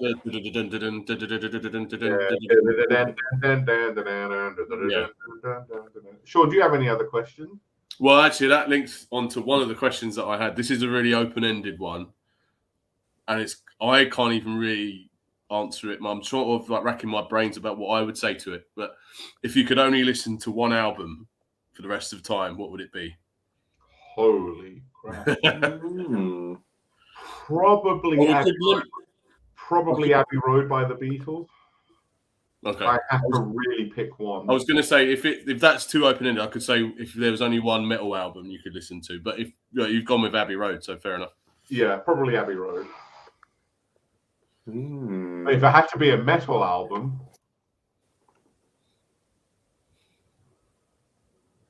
it's a toss-up between Seventh Son or Ride the Lightning.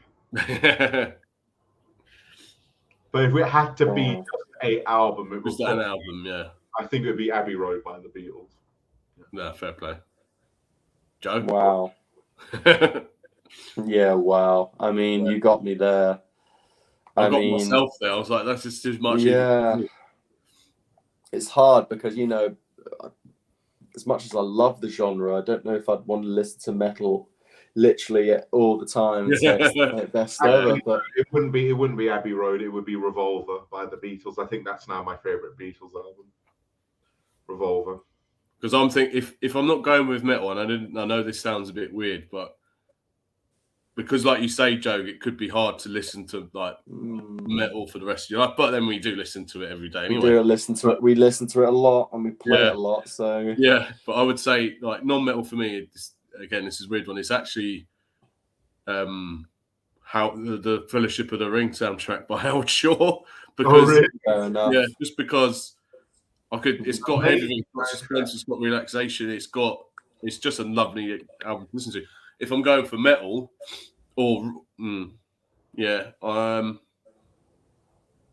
that for me, that's where it gets tough. That's where it gets really tough. The metal ones are quite easy. Mine might be, as far as albums concerned, it might be something. If I could happily listen to it for the rest of my life, it would probably be Fleetwood Mac's Rumours, because Oh, every that's song, not bad, yeah. listen, every song on it's a banger, but it's really diverse, and Yeah. it's got everything, you know, in terms of different rhythms, different influences, different voices, literally. So I think, and that's actually an album, like I said, you know, I've never really grown tired of it because of that. Yeah. Whereas, you know, if I listen to a metal album, like even something like Number of the Beast, which I think is like the kind of, I mean, I would say Hallowed Be Thy Name. If I ever had a song, if you asked me what one song you would choose, which basically is like, this is metal, for me, it's Hallowed Be Thy Name. I think that's the metal song for me. Yeah. But albums, it tells a great Fleetwood story Mac's as well. Rumours, just one to listen to for the rest of my life. I take that. That is a really good shout, actually, Joe. I know I said Abbey Road. I don't know if you caught that, but I would say Revolver by the Beatles.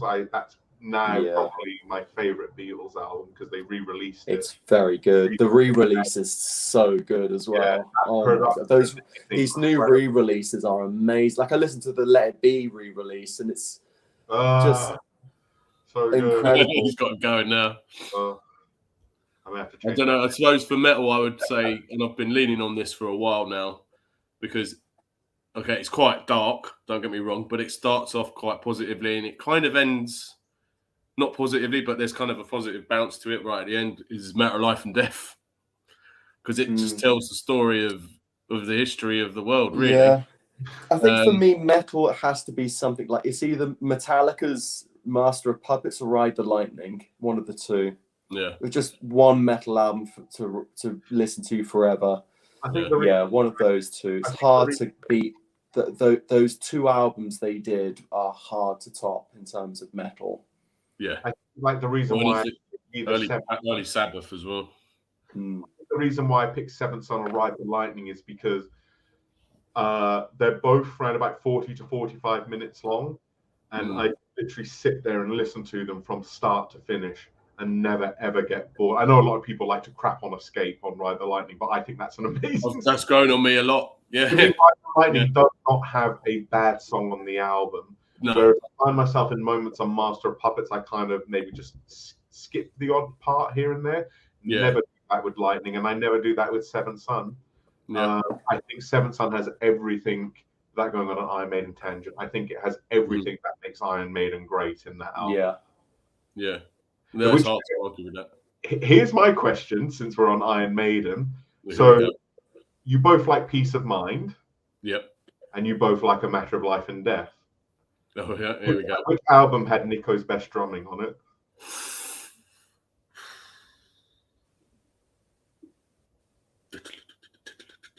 Probably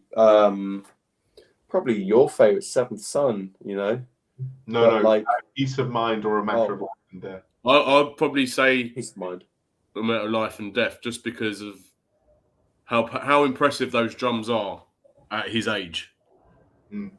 And even Bruce Dickinson was said in that interview with the behind the scenes of Matter of Life and Death, goes, if there's a man of the match award, it goes to Nico. And literally listening, there's just so many little things that he does that kind of go under the radar on that album. I watch a lot of fucking great as well. I watch a lot of drummers on YouTube doing covers from songs from that album, and if you look at like the description, 9 times out of 10 they're always saying the drumming on this album is phenomenal. Whereas when they talk about if they're doing a Peace of Mind cover, it's never really mentioned, but they always seem to highlight the drumming on A Matter of Life and Death. Yeah, how it's especially like just the little like subtleties on the cymbals as well. It's just there's so many little things that he does that I just think, and little things that I pick up sometimes that I didn't notice before. And he's like, wow, for like, I mean, at the time he would have been in his early 50s. So to be able to pull that off as well as he does, I'm just and live in a studio, yeah. But he's got some great drumming on Peace of Mind as well. But then he was a young lion at that time, so it's but I mean, 3 words: Where Eagles Dare. That song from start to finish. Yeah. Look, you talk about nuanced sort of ghost notes and bit of this, bit of that. Piece of that song and the bit when they go down, down, down, down, down, and it's just all these little sort of cheeky little fills and these cheeky little rolling kind of. I don't know. I'm not very good with my drum terminology, but if you just listen to the drum track of that, yeah, I'm not even. He is just going at it non-stop. There's a lot more happening in that track than I think people realise. It's already and even something like you've got a song like "Still Life," which he just builds up as well, like just big bombast. Really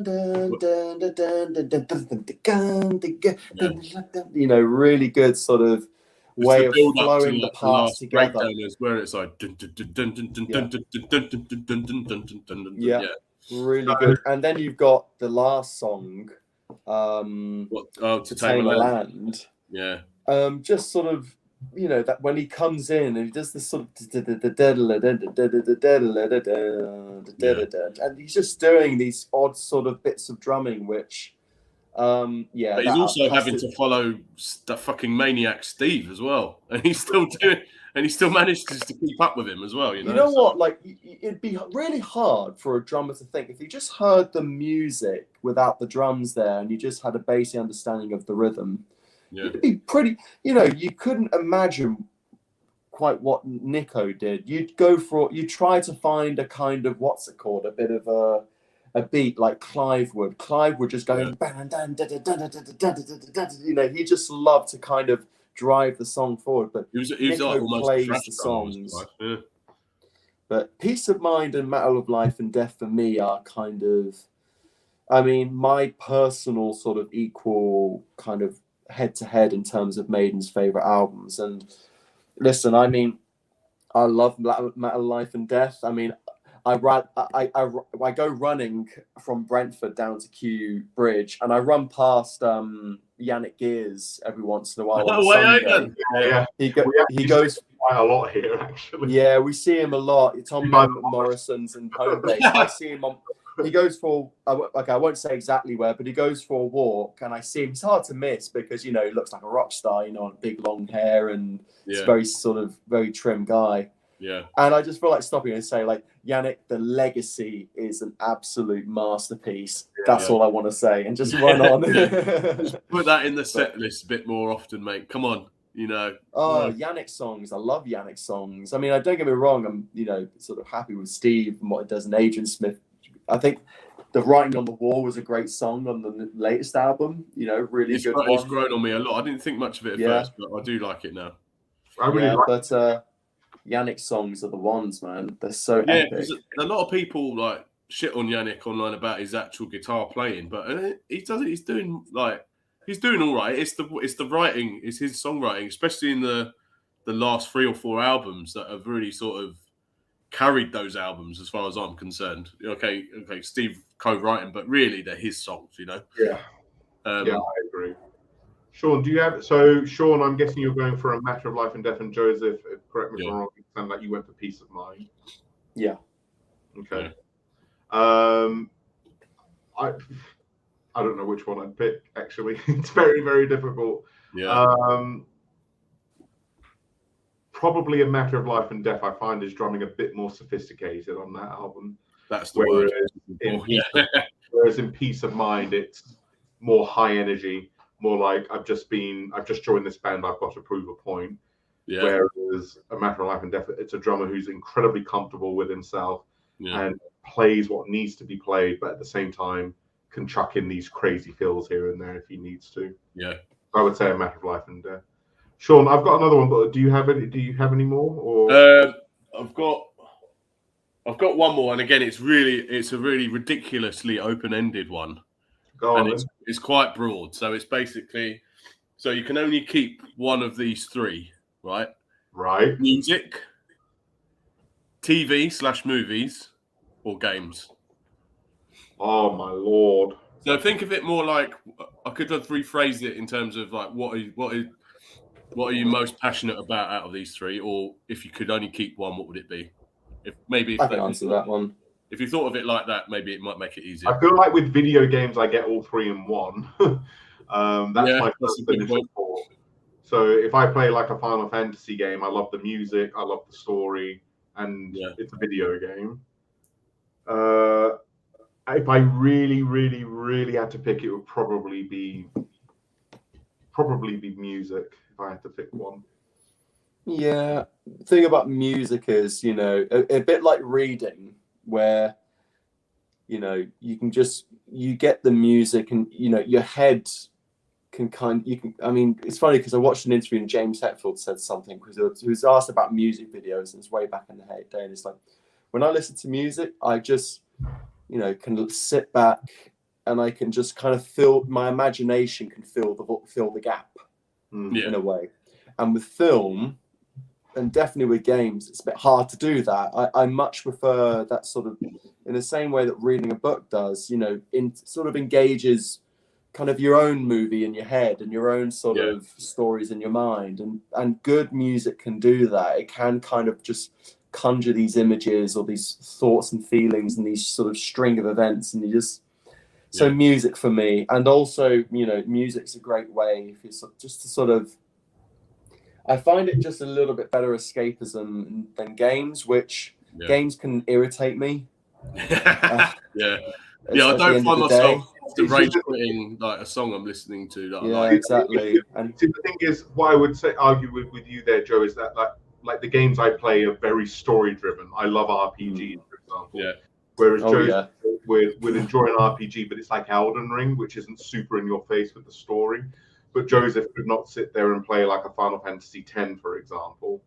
Whereas I could quite happily sit there, relax, and enjoy it. Joe's more into like flight simulator, more gameplay. I like my gameplay intensive games. Yeah, you ask me Elden Ring or Hollow Knight, and it doesn't get more gameplay intensive than those. People will rage clip. People. Not a lot of people would sort of think of those games as one you can just kick back and play. I mean, Hollow Knight a bit more. But like the thing about Elden Ring I love so much is that you're the storyline. And that's what I like about a lot of those. That's probably what drew me to Mass Effect. Okay, it has there's a direction, but up until the ending. But if we ignore, I used to like Mass Effect again. I'm like, oh no, maybe video games. But like it's the choice-based games that I find more personal. You know what I mean? Like it's nice. It kind of drives me to want to play it more than following a linear storyline. I would also say music. I think that I love the other two categories, but for me, music of the three, it kind of elicits more emotions on a personal level for me than the other two categories do. And I think I also find like the music you listen to can change going by the mood you're in as well. Yeah. So whereas with video games, like if I'm feeling in a bad mood, I'd rather just listen to some music as opposed to like a Pokemon game or something. Oh, definitely, yeah. Like with games, it's a funny one. It's like I love games all my life, but there's almost a sort of you have to kind of focus on them to an extent. Whereas with music, you can sort of just not really do anything and still enjoy it. You know what I mean? Oh yeah, no, I totally agree. And then you're getting whether it's driving a car or tidying your flat, it's there to sort of All right, so that was a good question, Sean. That was actually not as difficult as I thought it was going to. That's good. Yeah. Yeah, I thought video games because I was thinking more from but I kind of get all three with that. But no, it would be music. It would be. I mean, can I give my last one as well? This isn't really a choose this, but what comes to mind when I say well-made video game adaptation of movies? Not much. I mean, oh no, the other way around, not much. You mean a well-made video game? Oh, the other way around. No, like basically, the first one that immediately came to my head was Sonic, actually.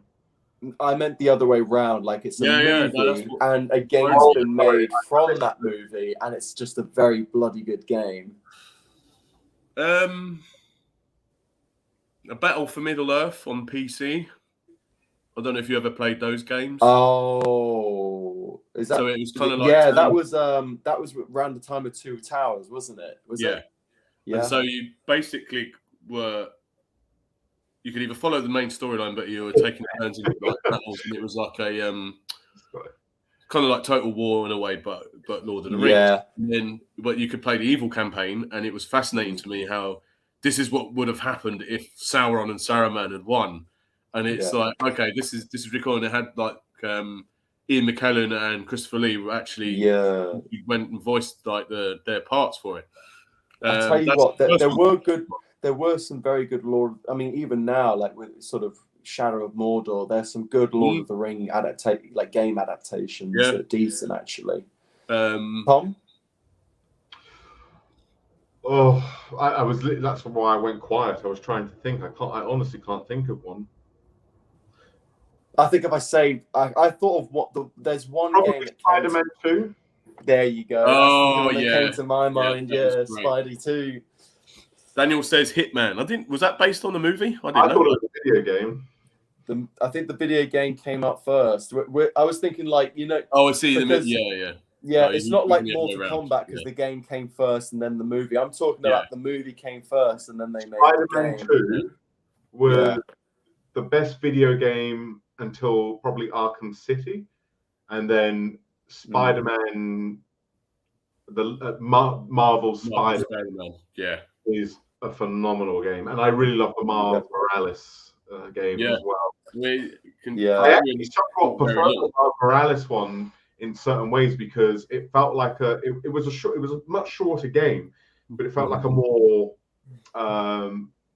slightly more polished because I felt like the original Spider-Man game was like condensed. The original Spider-Man game had like a lot of filler stuff. Go collect this now. Go collect that. Oh yeah, it was a bit like the Riddler trophies. There were a lot of. Whereas Miles Morales, I loved that game. I loved both of them. I really did. But with Miles Morales, I don't know. I think it was the fact that New York was just covered in winter snow. Yeah, I love that. Those games are amazing. And Marvel Spider-Man 2 is one of my most anticipated games for this. I think it's coming out this year on the PS5. Yeah, I'm gonna have to start saving up for a PS5 for that. I think that's the one that's gonna push me to do it. Here's one for the pair of you. Which game had the sadder ending? Red Dead Redemption 1 or Red Dead Redemption 2? One. Oh, fair enough. Well, I think with 2, it was kind of. I agree with you, by the way. Okay, cool. I think they're both great in their own ways. I think with 2, it was kind of. It was almost inevitable the way that was going to turn out because obviously it's a prequel. So I was kind of expecting it to wait the way it turned out the way it did. Obviously, the way that it was handled was still really emotional. Whereas with 1, it was just a kick in the balls, man. It really was. It was like poor John. He literally gone through everything, and I love the Red. Sorry, Joe. Carry on.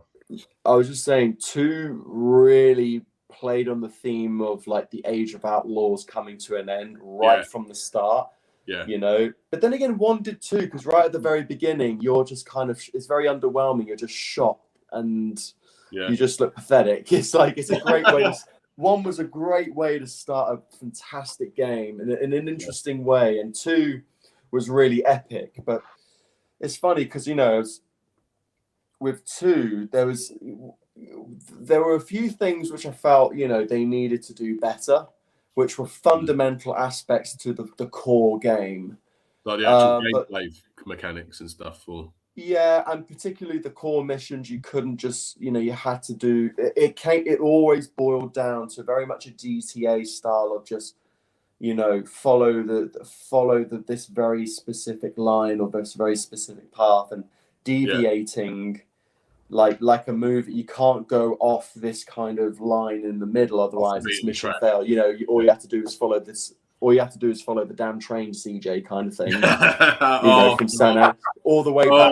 So all of a sudden, you're playing this incredibly sophisticated game. Then all of a sudden, I'm back in 2005 playing GTA San Andreas, or the Vice City mission with the drone, just killing myself trying to do it the way they want me to play it. With the fucking RC helicopters. Yeah, that's the one. But I know. I mean, it was San Andreas or Vice City. Here we go. Oh, Vice City. Damn. Yeah. I actually prefer GTA 3 over San Andreas. You know, it has a storyline, yeah. I mean, in terms of what don't get me wrong, I think San Andreas is a great game, but at the same time, I find it slightly overrated. At the same, I find it a bit overrated. Plus, I'm not really into the whole, you know, in the hood, rap G, all that kind of shit. You know what I mean? It's just not really my thing. That's my favorite era of hip hop, by the way. Like, late 80s, early 90s, mid 90s. Yeah. I think it was like we're all metalheads, but if I do listen to rap and hip hop, it's that sort of era. Yeah. I just think I just couldn't get it. I just didn't really take a liking to CJ as a protagonist. You know, I actually like the cast surrounding CJ more than him. Yeah, exactly. Yeah, but CJ no, I mean, to me, I'm probably going to get hate for this, but I find San Andreas to be a tad overrated. Well, it is. Yeah. Vice City, I think is. I mean, I played that game to death when it came out. Yeah. Absolutely loved it. Here you go. Here's one for the pair of you, and Daniel Scottish Davros can join in on this one. All right, hold that for me. Another point, but I'm still listening. You have to erase one. Undertaker's streak. Forget that the fact he lost, but Undertaker's streak or Austin's run during the Attitude Era. Oh. That sounds wrong, Sean, because we can't see what you're doing.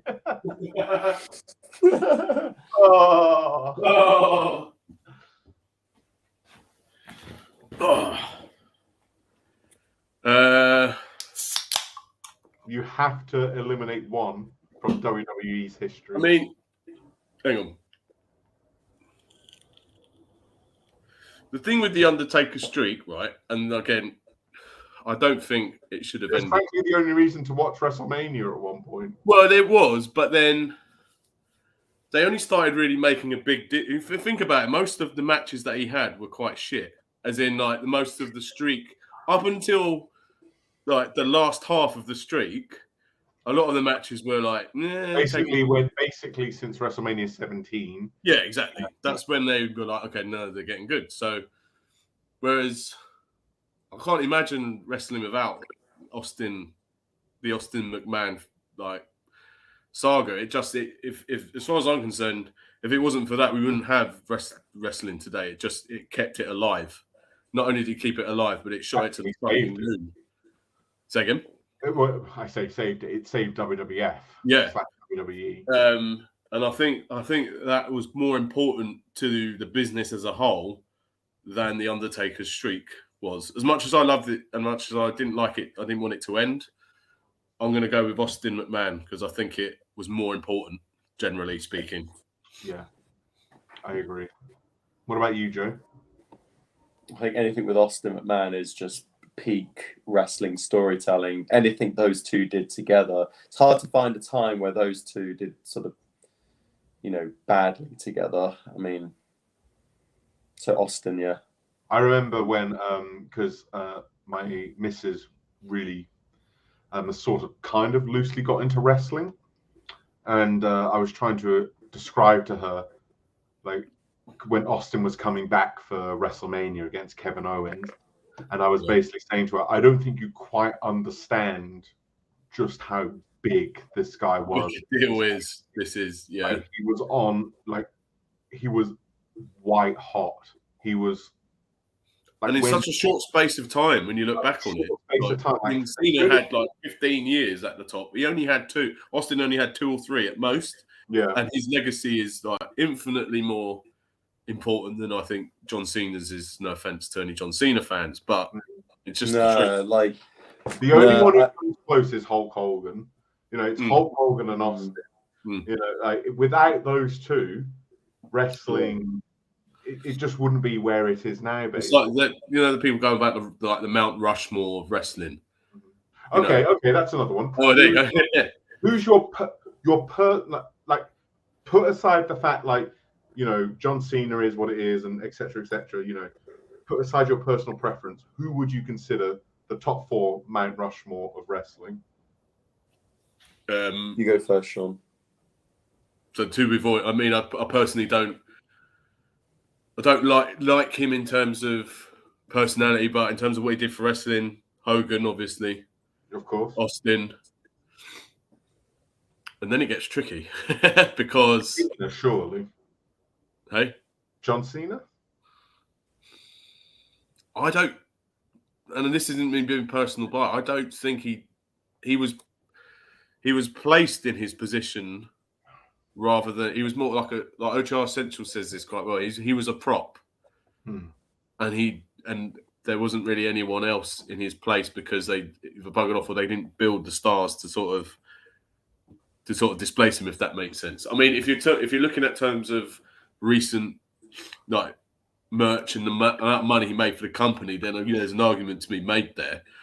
But for me personally, I would the face of the company for pretty much a decade. Well, yeah, but I don't know if he made the impact for me that the same as Hogan and Austin did. But if I'm gonna have to be completely impartial, you could make a case for Cena being on there as well. And then that means the fourth, in terms of Undertaker.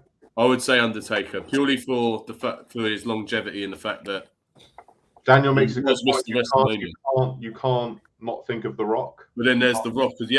Daniel, I agree. The Rock, in a similar vein to Austin, he lit up the world in such a short space of time. When Austin was injured, I mean, WWE was so lucky. Okay, Austin's gone for a year, but we have The Rock. Even though he's easily the second biggest star, we've got at the moment, and is super over. As a result of this, has gone on to be the biggest star in the world. So you could argue that he needs to be on there as well. Yeah. My personal Mount Rushmore is,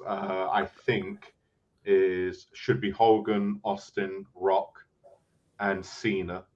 You could make an argument for someone like Ric Flair as well, but that's where I could say Sammartino if we're going real back. In terms, I think like Triple H is up there, but I think what's his name?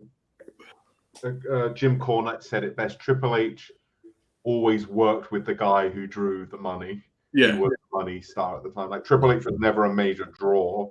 He always worked with the guy who was the draw. So yeah. He worked with Austin. Similar way to like with Rock. He worked with Undertaker. I wouldn't personally put him on it, but maybe there could be a case for Shawn Michaels, especially like in the early stages. I always see Bret Hart and Shawn Michaels as a package. Because they were both more or less the face of the company at the same time. So if you're looking at face of the company, so obviously there was Bruno Sammartino, and then if you're talking about from let's say the first WrestleMania, Hulk Hogan, easily the face of the company. Yeah, and I felt like Bret and Shawn kind of joint shared the face, the face of the company. Yeah. Then there was Austin, and then there was John Cena, and now it's Roman Reigns. Yeah, and he happens to be. Yeah, it was better that way, though. To be honest, I agree with you, Scottish. Bret Hart in 1997, his run was amazing. Yeah, really. And it also sparked the way for the Austin character, really. Like as we know, WrestleMania 13 submission match is one of the best matches ever. Yeah, hands down. Totally agree. That it naturally did that double turn, which is so difficult to pull off. It's rare to have that be like as organic as it felt, But both Bret and Austin are smart enough to know how to pull it off. Yeah. I mean, Bret Hart made Stone Cold a megastar that night. Yeah. We did. What do we want to do? Do we have any more? Or are we happy to leave it there? We've already gone for a couple of hours. I only had one more, which was kind of similar to one that you asked earlier, going back to gaming. Skyrim or Witcher 3? The Witcher 3. Yeah. I love Skyrim, though, but The Witcher 3. In terms of, like, just being immersed in the world, for ages it was Skyrim, and then Witcher 3 came along and was like, oh, hang on a minute. Not only that, but I've got a badass character as well. Yeah, no, The Witcher 3 is, like, my top 5 favourite games of all time. Yeah. Quite. Maybe... I'm a bit of I'm an old school Bethesda fan, so Witcher 3.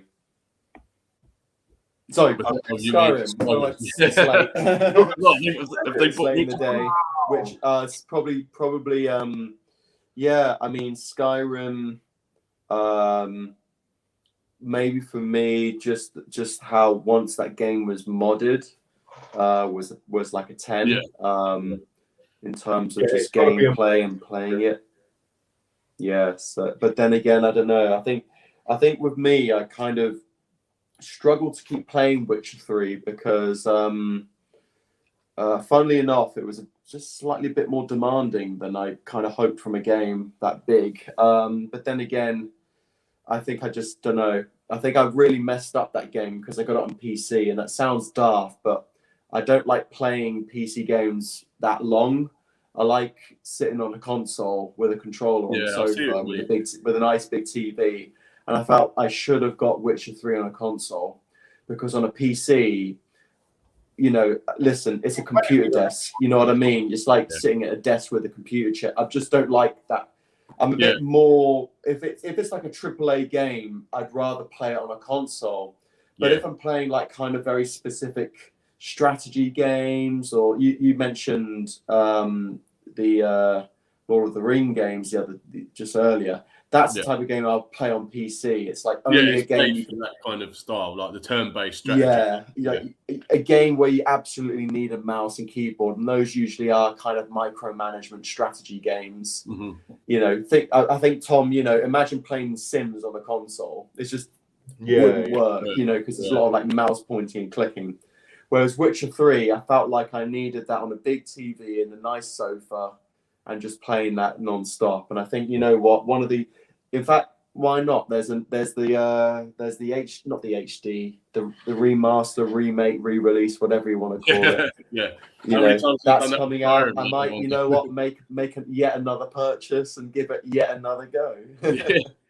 I totally see what you mean, actually, in terms of like Witcher 3 being demanding, because with Skyrim, no matter how much time has passed since the last time you played, you can just sort of pick it up and just go where you want, and it doesn't really affect what you do too much. You can kind of catch up. Whereas Witcher 3, I find you need to not have to remember exactly what you were doing before, but obviously it's more of a linear kind of thing than Skyrim is. So I get what you're saying, but I just prefer the world of Witcher 3. I agree. I can't be asked to learn how to play Gwent. I literally. Exactly. I love how Sean was like. I just have a console, because you can just enter like a console command on the PC version and just automatically win any Gwent game. Yeah. So I have no interest in it. I love that bit of dialogue you had there. Sean was like, "Oh, you need to be more invested in the story and understand where you are in the game if you want to play." And Tom's like, "Yeah, I don't like playing Gwent either." I've never got into Gwent. That's probably the worst thing about Witcher for me is Gwent. I just can't deal with it. But everything else is spectacular. Well, Final Fantasy IX is my favorite game of all time, but there's a part in the game where they force a side quest on you, and you have to do it in order. And so many people quit playing the game at that point because they just simply could not get past that one point.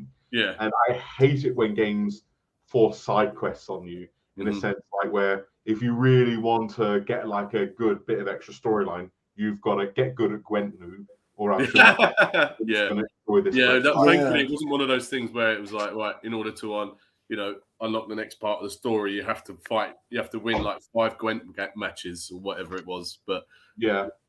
Oh yeah. I mean, I've never ever. I think I've more or less done most side quests in the game, with the exception of collect all the Gwent cards. Yeah. Definitely.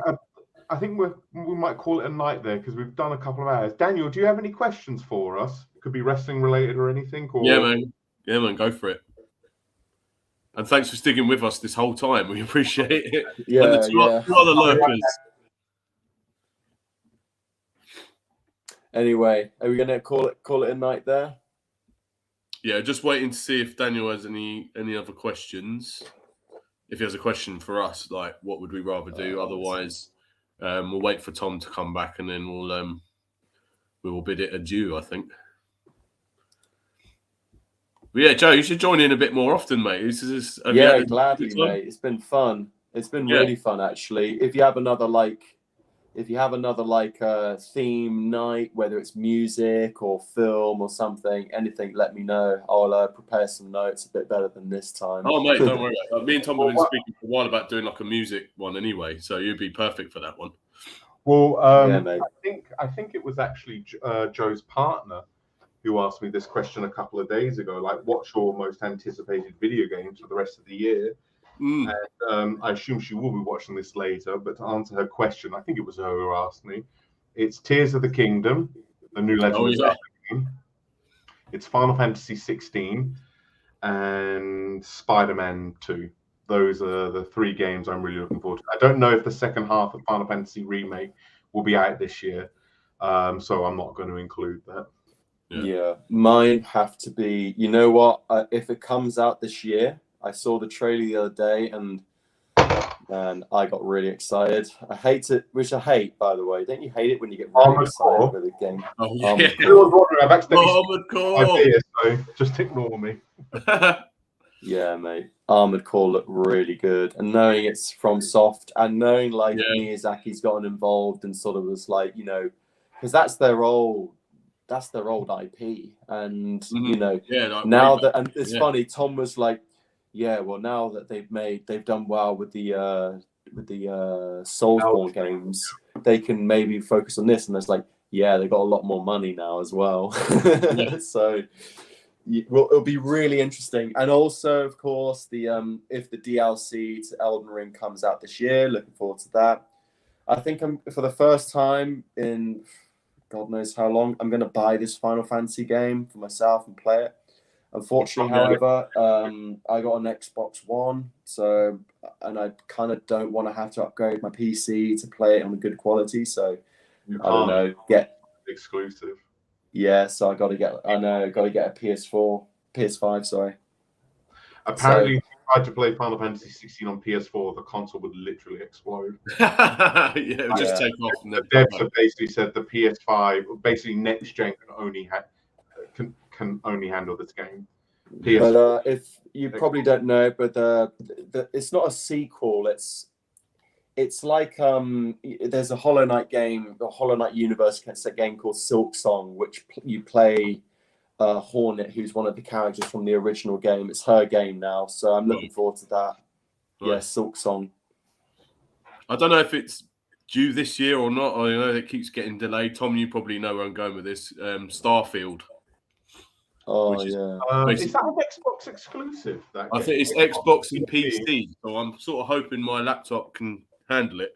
I don't know about you, but I noticed a lot of games aren't like they never give long-term sort of game releases, and I think the Cyberpunk disaster proves like no, and I have a feeling it like something like GTA 5, like we're just gonna wake up one day and find a trailer and they're gonna be like it's out in 2 months or something. Yeah, so we've been making this for the last 10 years. Here it is. Yeah, I mean, I hope Starfield is good. Yeah, I do too. I know Bethesda games generally tend to be a buggy mess most of the time when they first come out. However, I can't say I'm hyped for it. The trailers haven't really done much for me. No, fair enough. I'm still waiting for the new Elder Scroll game. Well, there's that as well. Elder Scrolls in space for me is what Starfield is. So I'm probably going to be really disappointed. But from what I've seen so far, it looks good. And also Dragon Age Dreadwolf. But I don't think I think that might be next year. But... Scottish Davros asks, is Omos worse than the Great Khali? I mean, from what I remember of the Great Khali, he could barely move. So I'm going to buy that. I would say that, it's like comparing piss and shit, really. I would say Omos is better than Khali. I'll say at least Omos can actually walk. Yeah. But yeah, they're both terrible fucking... Come on, Daniel, ask us one more, then we'll call he's gone, do you think Grayson Waller could be a top WWE star? Well, it all depends if they want him to be a top WWE star, isn't it? I mean, it's hard for the NXT guys to really get you okay. I think the last sort of great bastions of the NXT were the members of the Shield, and I think ever since then they've not really handled them very well. But we'll see. He's got potential, I would say. But here, Daniel, let me ask you a question and put your personal feelings to one side. Do you think Cody Rhodes will be champion at WrestleMania 40? which I think is the next WrestleMania. Yeah, it is next one. Is that what it's going to be? Yeah, it'll be either, was it like either SummerSlam or WrestleMania? I think SummerSlam is done. You may as well just save it for a WrestleMania. Yeah, maybe.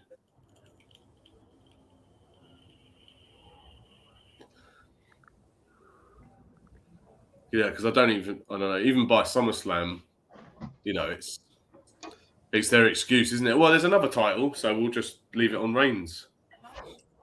Daniel says SummerSlam. Yeah, I mean that it's not out around reality. To be fair, logically, that's what it should be. But again, with Vince back on the fold, you never really know, do you? No, you never know. Anyway, lads, are we happy to leave it there then? Yeah, I am. If you are. Yeah, that's fun. That was really guys. Thanks for having me on. Oh, mate, anytime. Like I was saying before, like we'll get you on again. We'll sort something out for sure. Yeah, mate. All right, guys. Cheers, Sean. Thanks for that. I really enjoyed that. I haven't done this in a while. You too, man. Thank you very much. I was just saying the other day, I noticed that we hadn't really done much for like about a month, so it was nice to sort of do a little thing here just to keep the channel flowing and enjoying ourselves as usual. Cheers, Daniel, for being a legend as usual in the chat, and for the other two lurkers somewhere. Thank you too. And yeah, don't be shy. You can always message. But thanks for watching anyway. And there's the kitty cat again. Luna had fun as well, didn't you, Luna? Hi, Luna. And there she is. See you soon, Daniel. Sean, see you, Daniel. Thanks for joining us. See you later, guys. Bye bye. All the best now. Bye bye. Good night. Bye.